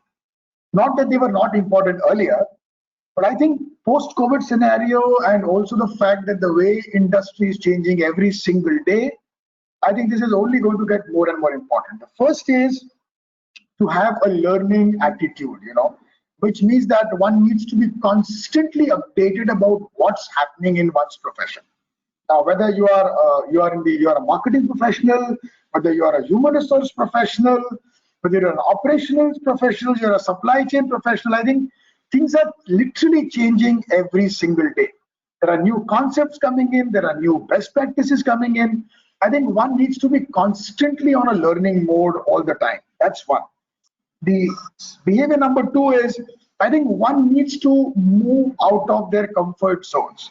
Days are gone when if I liked being in a particular role in HR, I would continue to be in that role, because you don't know, tomorrow an artificial intelligence or a robotics may just take over your role. Outsourcing has already been in the industry for such a long time, and tomorrow AI may just replace you. So everybody, every role is vulnerable. Every role can be replaced unless that role keeps on adding value, right? So that is something which is very important. You can't really have strong preferences in terms of मुझे यही करना है, मैं यही काम करूंगा, मैं यही role करूंगा. I think those are past days. I think moving out of comfort zone and constantly challenging yourself to take up new roles is something which is going to be the new normal. And the third and the most important is developing complementary skills. Now, for example, students who want to make a career in HR also need to look at analytics very seriously, because HR analytics is coming in a very, very big way. So, whatever is your core profession, keeping your core profession intact, if that's your passion, it's important to learn the complementary skills as well. So I think learning attitude, moving out of your comfort zone and adapting to new roles, and developing complementary skills. These are three behaviors which are going to be very, very important. Thanks, Vishal.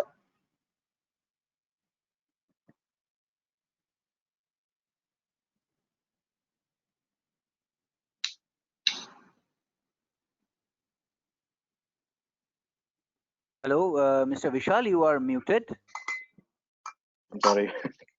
I think what I'm saying is, like, Rohan, really thanks for this great insight. What especially you mentioned about learning attitude, and what Zagorik also mentioned about digital readiness. They really give a lot of insight about like how things would be changing and how people need to be open for continuous as well as digital learning. I have with me Smita. Smita Nair Jain, she's Senior Divisional Vice President, CS Holding. Smita, I'm sure like you're hearing what panels are talking about. I wanted your views on it, about these skill sets, what are changing. The soft skills also have been spoken about it. What are your views around it? Both from student as well as company perspective, like how they need to change their or fine-tune their recruitment strategies also, to in order to hire talent so that they can stay ahead of the curve, and also from student perspective, if you can share your views.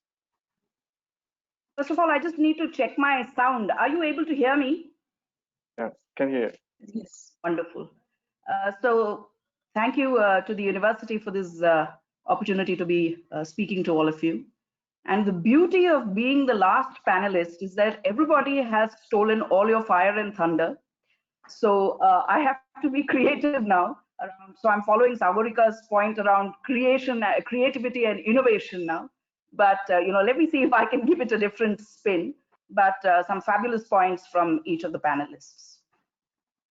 So, they say that a crisis is actually the moment which can define new ways of doing things. So I think there can't be a better crisis that our generation will see, or I hope we don't see another one like this. Having said that, I think that if we just look at it as a summary, we're talking about things like agility, adaptability, digital upskilling, tech savviness, etc. We're saying that these, are prerequisites are going to be prerequisites in the post-COVID-19 times. Artificial intelligence, internet-controlled operations, robotics, etc., will be the future that will help companies travel the path of recovery and resilience. It is very important, therefore, that people develop an aptitude to learn new technologies and develop the skill to use emerging tools and technologies in their work effectively. And therefore, my favorite line in this is, but never forget that attitude embellishes aptitude. So while you certainly have to look at the hard skills to build your aptitude, one mustn't forget about the soft skills that will define your attitude, that further embellishes your aptitude. Just a moment, I am getting some message. Yeah. So employees all over the world are currently compelled to adjust to digital infrastructure and work remotely. This requires acquiring new skills, not just technical, but also soft skills to make a smooth transition into the new way of working. The top skills that would be highly sought, in my opinion, would be, first of all, cloud computing.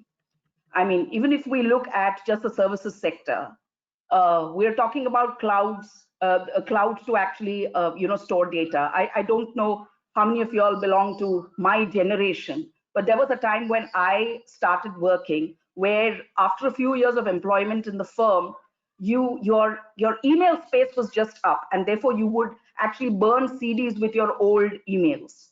Today, that concept is not applicable at all. I mean, because everything is stored in the clouds, there's absolutely no limit to the amount of space you actually can use there.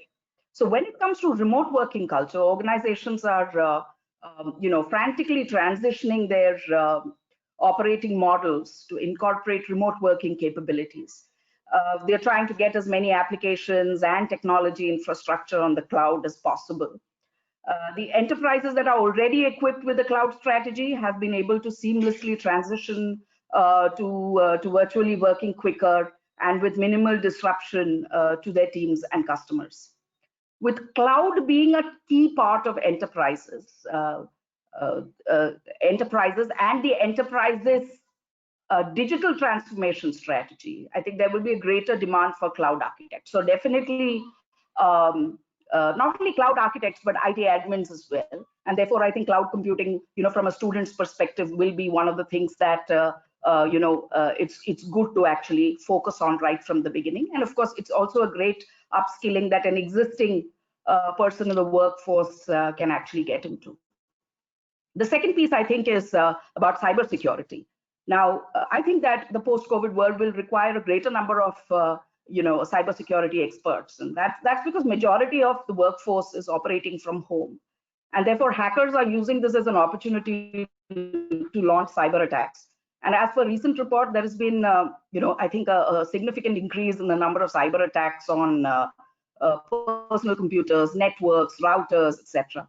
So with IT and cybersecurity becoming more critical than ever, I would think that cybersecurity experts would be on the priority list for every enterprise. Especially, there was a time until February where, banks, payment systems, people who were dealing with payment queries and credit card queries, they all worked within a PCI environment, which was like a place where it was a no paper environment and so on. And suddenly over the last 3 months, we've actually moved them out. They're most probably working from homes, and therefore, you are not only opening yourself to hackers, but you're also opening yourself to situations where data can be leaked. So therefore, data security experts and cybersecurity experts, I think that's another need of the hour that's going to come up.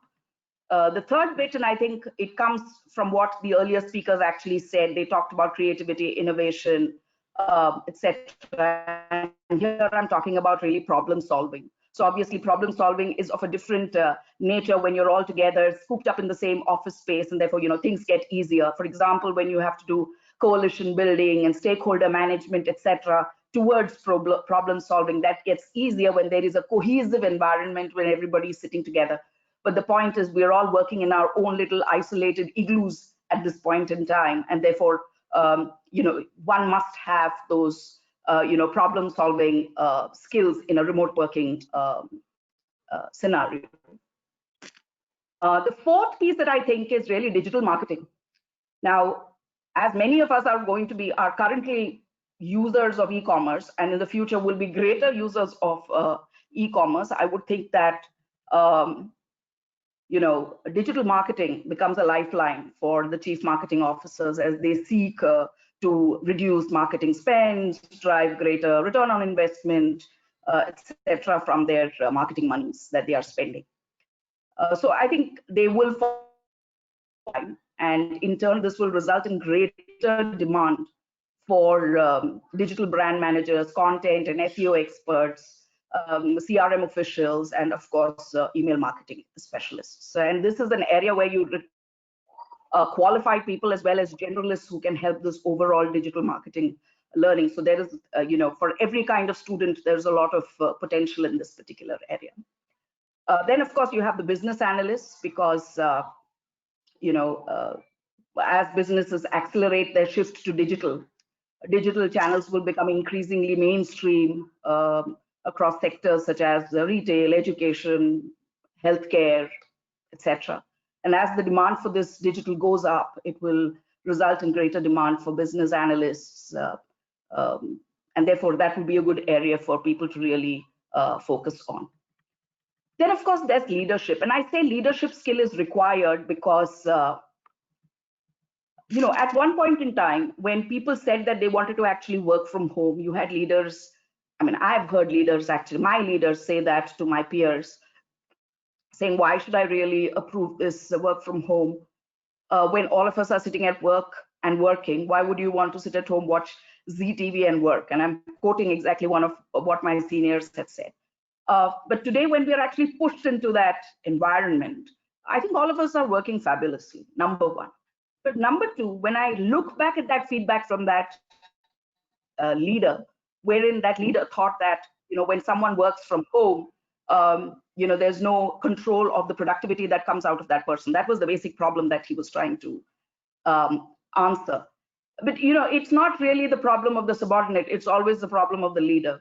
If I, as a leader, am confident about the amount of work that I require from the person, and I know that there is 8 hours worth of work that this person has on his plate, I shouldn't be worrying on whether he's watching TV or not, as long as I know that my productivity is going to come my way. So there is some leadership skill that is required when it comes to managing people remotely, and I think I'll touch upon that a little later. Last but not the least is certainly communication skills.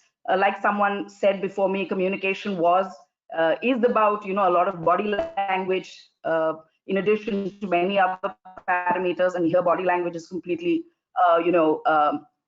removed out of the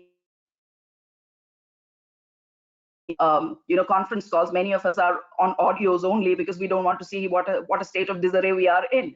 So there's no video body language either. So these are some of the skills. Now, if we in addition to this, I think in the future when we actually go for interviews, people will quiz us about whether we have a sanitized work area around us, which means by sanitized I don't mean hygienic. I'm sure all our homes are hygienic enough. But what I mean is a workspace that is defined for working and not just somebody sitting on the bed and plugging into their computers. That's one. And second is, I think one of the biggest challenges that leaders have today is about saying, is there an emotional leakage into this person's work time? There are lots of memes that have come out of how people are trying to work, and their spouses or their children play a joke around them, they come and dance around them and all that. And that's all great in on the jokes platform, but in the real work life, I guess that it raises some angst and leaders to say that this is paid work time, and am I getting the productivity that I actually require? Now, if we go to soft skills, like I said, aptitude always embellishes that. Attitude always embellishes aptitude. Just aptitude by itself may not be necessary. In fact, in one of the Accenture papers that was published about 8 weeks back, it came out, one of their senior leaders had noted that even in engineering intensive organizations, they are currently not looking at people who are just good at ones and zeros, which means, you know, the normal binary system. They are looking at people with, you know, other forms of other humane skills as they talk about. So I would think that that's a very important bit. Empathy, resilience, and I think compassionate relationship, leadership and relationship management within work are proving to be essential for the workforces we have now. You know, in the last few years, if we look at it, soft skills have become increasingly valued by recruiters and employers who want to hire candidates who can evolve with them and transfer their skills between roles. So we are talking about a role fungibility, and that role fungibility cannot happen if you know, soft skills to embellish those hard skills don't exist.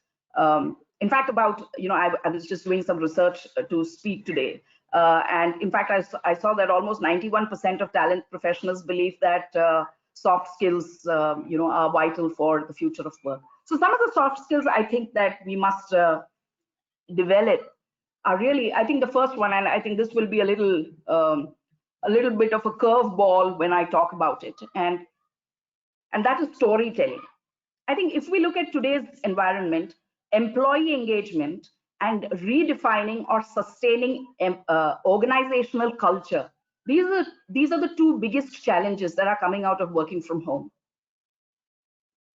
I mean, how do you sustain your culture when, whether it's a customer related culture or an employee related culture, how do you sustain it when people are working from, your 33,000 employees are working from 33,000 different offices? How do you actually sustain that? How do you ensure that your line managers are actually, you know, practicing employee engagement procedures and policies, you know, while we're all working from home? And therefore, I think storytelling in the workforce refers to the ability to create communication that connects people, that inspires people, that moves them to have lively emotions, and ultimately take actions you want them to take. So I think that being able to use empathetic language and show your human side on the way you communicate is, I think it's becoming increasingly valuable as organizations look to show that they are the real deal. An effective storyteller can use this skill to enhance employee engagement, inspire employees, reiterate cultural imperatives and nuances, and in general, continue to build a very robust, culturally conscious and engaged workforce. And by engaged workforce, I just don't mean employee engagement, but there needs to be a level of customer engagement as well. And that customer engagement cannot come if the employees are not married to the customer of the organization, and this thereby leads to an organization's success across multiple realms, whether it's financial success or you know, customer success or productivity success, efficiency success, and so on.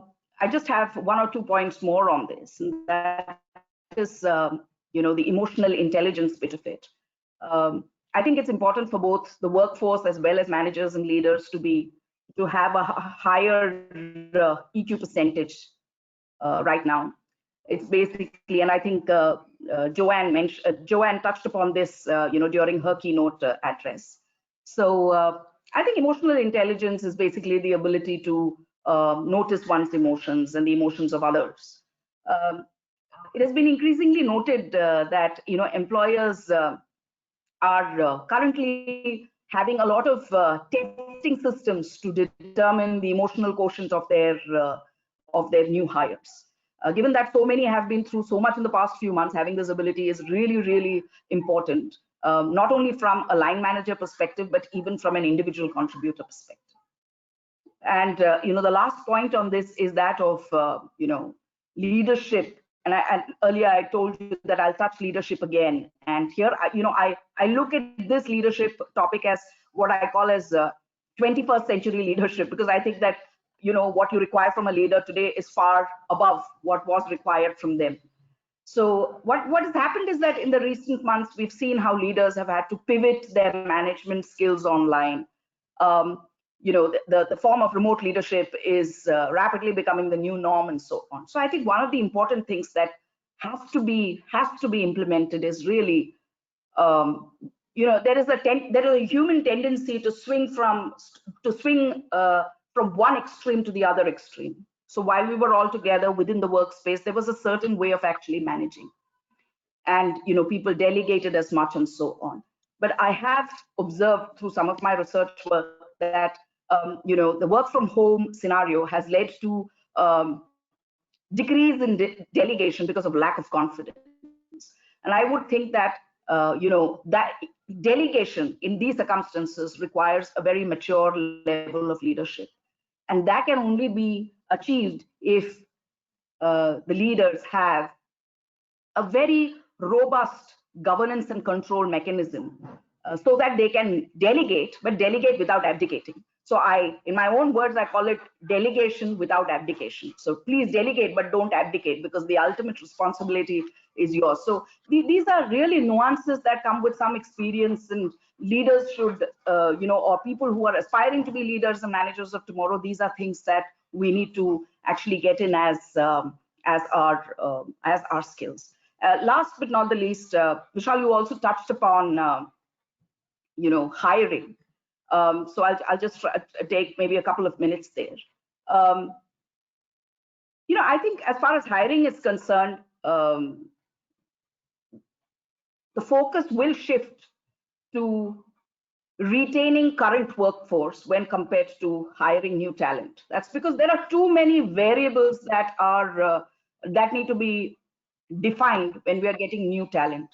That was much more manageable in the earlier times when a new hire was coming to office and sitting with you, and therefore you had more face time, sound time, sight time, and all that. Now when you recruit someone and the person from day one starts working from home, like Soma mentioned about this new employee of hers, it's a challenge. So why would one want to create pain for oneself in the organization? So I would think that companies will start focusing on retaining their talent more than hiring their talent. But remote hiring will be the feature of the post-pandemic hiring bit. There will be a lot of technology that will be used, whether it is just from it's just not about things like Zoom and all that. There are some very specialized software like Hargen, I think that's a German company, which only gives interaction software which can be really used for HR interviews, because there are other associated softwares that come, which is about resume storage and testing the person's attributes and so on and so forth. So I think moving towards technology will be one of the things. There will also be technically advanced applicant tracking systems, recruitment, marketing, etc. Now, having said that, the talent wars were set to escalate even more right in the beginning of 2020. So there were talent wars right from the beginning of 2020, carrying on from actually 2018. And many organizations were looking for people that would help them grow into the next business cycle. And then we had Corona hit us. What was true in the past years, of course, remains true today. Retaining good people is critical to the success of companies, etc. CEOs are thinking about retention in one or two ways, one or two more creative ways. Additionally, firms are hiring for special skills and specific needs. Now, after calling a truce in this hiring war, where there was a lot of, I would call incest within industries, people fighting for the same limited quantity of talent that you got there, companies have now shifted their attention to hiring for special skills, specifically skills in healthcare, business consulting, technology, financial services, banking, etc. Most companies are hiring people to support a current and a very pointed need, as opposed to a long-term strategy. So what it means is that when that very pointed need is over, you could find yourself unemployed. So it's going to be far more dynamic, which means hiring managers are going to be very busy, because if we are going to be separating with people as soon as their specific need in the organization is over, there will be more hiring, more volatility of jobs leading to more hiring and so on. I think that's firstly, really firms will inputs, Smita. So I'll take some time to move to other panelists also. But I think you really summarized and like have shared really a good insight about empathy part and especially about the storytelling part, which clearly define like how people are looking at or what is the expectation from the new talent also. Not only the skill sets which comparatively easy to pick, but because the human behavior or the personality wise, which you get it by continuously practicing. And like as Sagorik also mentioned, especially about how do you bring more creativity and innovation that you can't just get it by attending one or two classes or by just watching someone. How if in case someone want to pitch in about like how better we can develop these human behaviors, maybe that will be the really good pointer to share with all viewers what we have here today. Rohan or Sagorika or Avijit, do you have any point around it? Like how do we develop around these things? So it's, I would say that it comes with practice. It does not come like you mentioned, like one of the skill set, which is like even Smita mentioned that with remote working, there's more autonomy, right? And with more autonomy, it's more responsibility, right? Accountability, nobody can teach you. You need to be accountable, right? So if you were doing certain work in a certain way, like if your boss had to remind you for that the deadline is approaching, can I become my own boss? Now this comes only when I take the responsibility, right? And today with remote working, that is what is required. That each one of us need to be accountable. Remote working has its advantages and disadvantages as well. From the, like Smita had mentioned about the leader being worried whether my productivity is down. But if I am as an individual employee, come forward and deliver much before the deadline, my boss's worry is over, right? And it comes from within, not, people can't be taught, right? Creativity and innovation, obviously, when you research on your topic, when you look at what others are doing, your competitors are doing, or you can also see what people are doing abroad, right? You get an idea to kind of you yourself will get an idea for what is relevant for your organization, right? So these are some of the skills which you have to consciously develop. Not that you can attend a lecture and you can learn about it, right? Of course, when you, like someone mentioned, that learning should be a lifelong goal, right? Only when you learn, you automatically get an idea, how to find a solution to a problem. I would say that. Yeah. Makes sense. Shatabdi or Raja Sarkar, do you have any questions from viewers also which we can handle or like can answer? Yes, sir. Vishal, sorry, but hello. Yeah, can hear. Vishal, Rohan this side. Rohan. Sorry guys, I think I'll have to push off. I have some other commitments. So, please allow me to leave the conference in the middle. Thank you. Yeah, thanks, Rohan. Okay, so we have got a couple of questions in the Q&A box. So the first one is from, hello, am I audible? Yeah, can hear. Yes. Yeah. So the first one is from our Honorable Vice Chancellor, Professor Vishwajoy Chatterjee, sir. The question is, you have talked about adaptability with industry needs while living with COVID. Can you please make it a little more transparent about what sort of adaptability you are looking for as an employer, maybe with focus upon etiquettes, human behavior, and skills required? Okay. So I'd like to give, since we were talking to students, I would like to give a simple example of adaptability. Right? Today, I think Shoma had spoken about that recruitment, what was done earlier and how it is going to be and how it is happening currently, right? So now, earlier when it was recruitment, as an HR executive, you will sift through so many CVs and come up with one or two good CVs and then interview, right? That part, the repetitive part, is already being handled by the bots. Now how do I add value to it?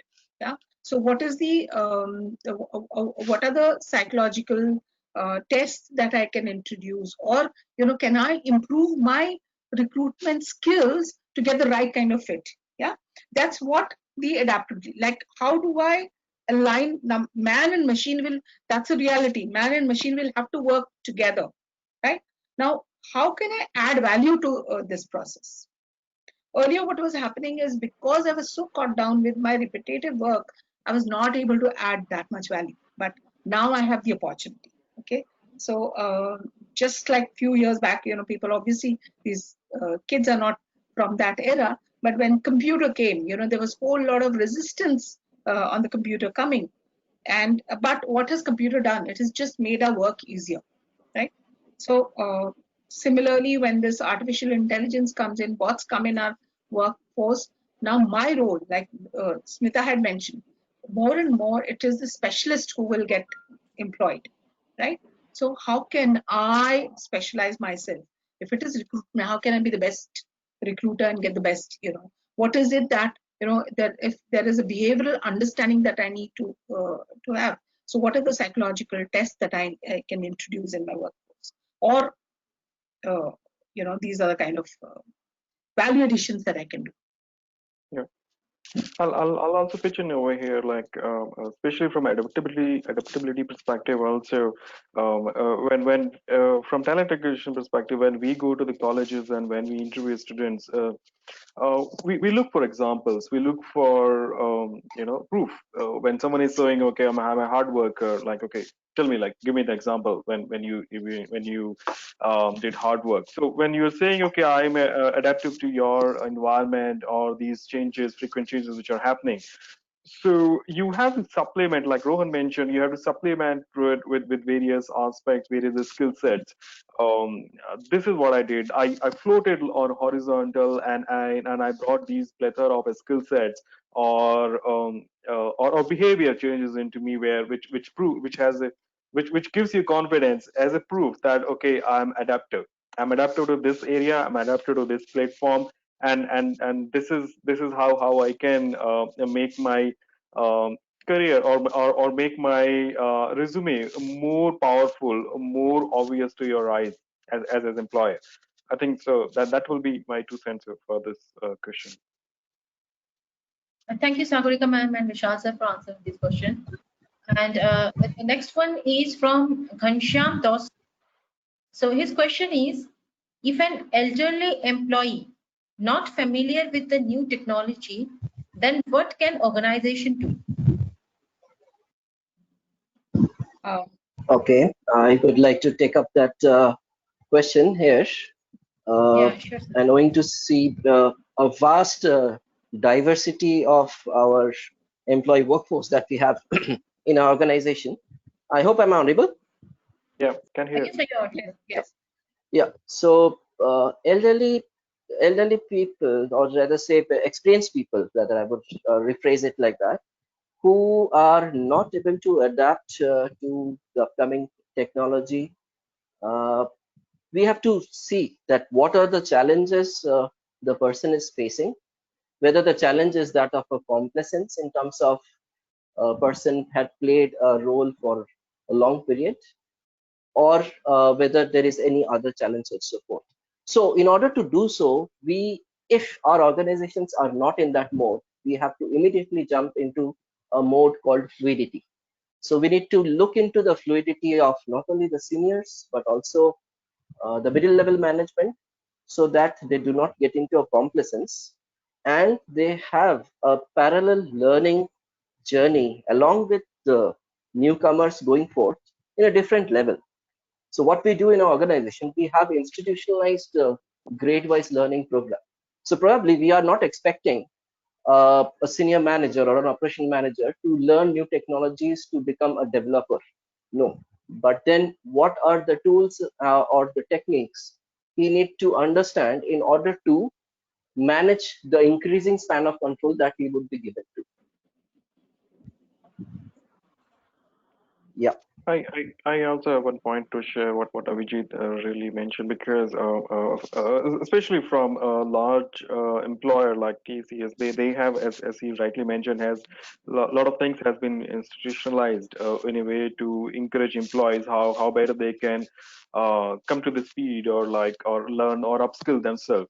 I also would like to highlight like what Smita mentioned, like everyone is looking forward to retain their workforce, upskill themselves, because it is easier to let them understand like what is changing and how better they can do it, instead of hiring from external, and that's additional cost also. So especially from this angle, I believe like these all aspects of what existing workforce, it is a continuous process. It's not that like we need to have a kind of inferiority complex, and no one is letting go of, because eventually, in case you have accumulated your experience, whether it is 10 years, 20 years, 30 years, you have become a subject matter expert. How do you channelize it, whether it is through digital or some other platform and all?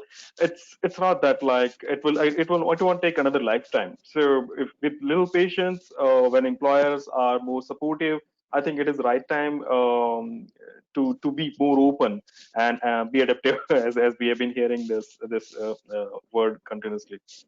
Yeah, Can I these were just my add? Can I just add one point? See, sure. employees, they want to learn. It's not that, they don't want to learn. Who doesn't want to learn and upgrade themselves? It's the opportunity which the organization needs to provide, right? It's the how you're making that person feel. For example, just to give you an example, when 10 years back, when digital and in media, digital is very important to migrate from a traditional to digital medium. Now there are a lot of employees who are not very digitally savvy. What did we do? Of course, we trained everybody, and then the younger generation obviously is much more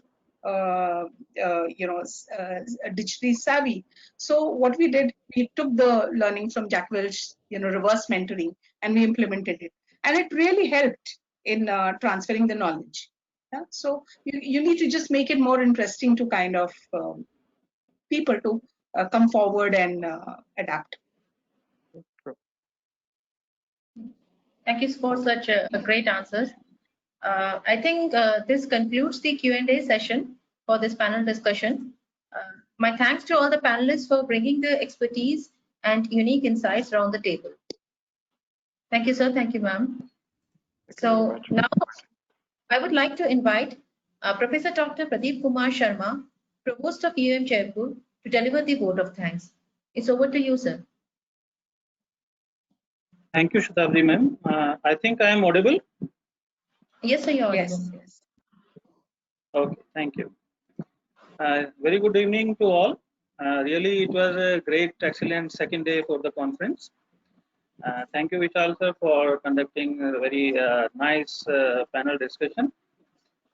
Indeed, it's a privilege and a great joy for me to extend a vote of thanks to all those who have contributed in one way or other to make this 89th International Web Conference and HR Congress a great success. It is jointly organized by IEM, UEM Group and Smart Society USA. On behalf of IEM, UEM Group, first of all, I would like to thank Ms. Joan Regan, Executive HR Director, Europe, Middle East and Africa, TTs, for her excellent keynote address relating to the present situation. I hope all participants do agree with her extraordinary message given. Further, thanks to Ms. Soma Banerjee, member of SME Council, NASSCOM East, co-founder and CEO of Business Brand, for her wonderful speech on the topic New and Emerging Models of Employee-Employer Engagement in the IT Industry. And she gave an excellent message about the proper usage of engagement process in the right way and brilliant showcase of hiring through AI. Definitely, this discussion was relevant in the present scenario. Further, I would like to extend our gratitude to all our respected panelists who gave their valuable inputs and suggestions on the topic post-COVID job scenario, skills and human behavior to adopt for being recruited. Mr. Vijit Laha, HR Head Business Unit, Data Consultancy Services, thank you, sir. Ms. Sagorika Kantharia, ex-Head HR CHRO, Jagran Prakashan Limited, thank you, madam. Mr. Rohan Lele, HR Leader, Gydex Industries, thank you, sir. Ms. Smita Nair Jain, Senior Divisional Vice President, Sears Holdings, India. Thank you, Madam. And very special thanks to Mr. Vishal Bansal, Talent Acquisition Leader, HP Incorporation, for conducting this panel discussion in an excellent manner. Thank you, sir. All panelists have provided a very positive environment and guided us for a path which can take us to a more prosperous world. All have provided an excellent classification of skills and human behavior, which are ready to take new entrants and will flourish in the days to come during and after COVID period. I would like to thank all the participants who have engaged themselves by putting very positive questions and attended all the sessions with great enthusiasm and interest. I hope this conference has served its purpose. I would like to thank all members of our placement team, Mr. Anish, Mr. Sachin, Mr. Shankar, Mr. Raja Sarkar, Mr. Anuj, and all other team members who have made this conference possible by doing untiring efforts to place everything in a perfect manner. I would also like to thank Smart Society USA and Professor Dr. Satyajit Chakrabarty, Director IEM Kolkata, for providing an excellent opportunity for our students by presenting this conference and by supporting this team at every step of conducting it. Thank you, sir. I would like to thank Professor Dr. Aniruddha Mukherjee, Dean UEM Jaipur, and Vice Chancellor Professor Dr. Biswajay Chatterjee for their continuous motivation and guidance which made this conference possible in time. On behalf of entire IEM UEM group, I would like to thank Chancellor Professor Dr. Satyajit Chakrabarty, who always motivate and guide all of us. Only due to his constant and diverse support and guidance, IEM UEM group, along with the Smart Society USA, has made this 89th International Web Conference and HR Congress a great success. In the last, I would like to thank all those who directly or indirectly involved with this conference and whose names I could not mention here. Once again, thanks a lot. Best wishes to all. Thank you. Thank you, sir. Thank you very much.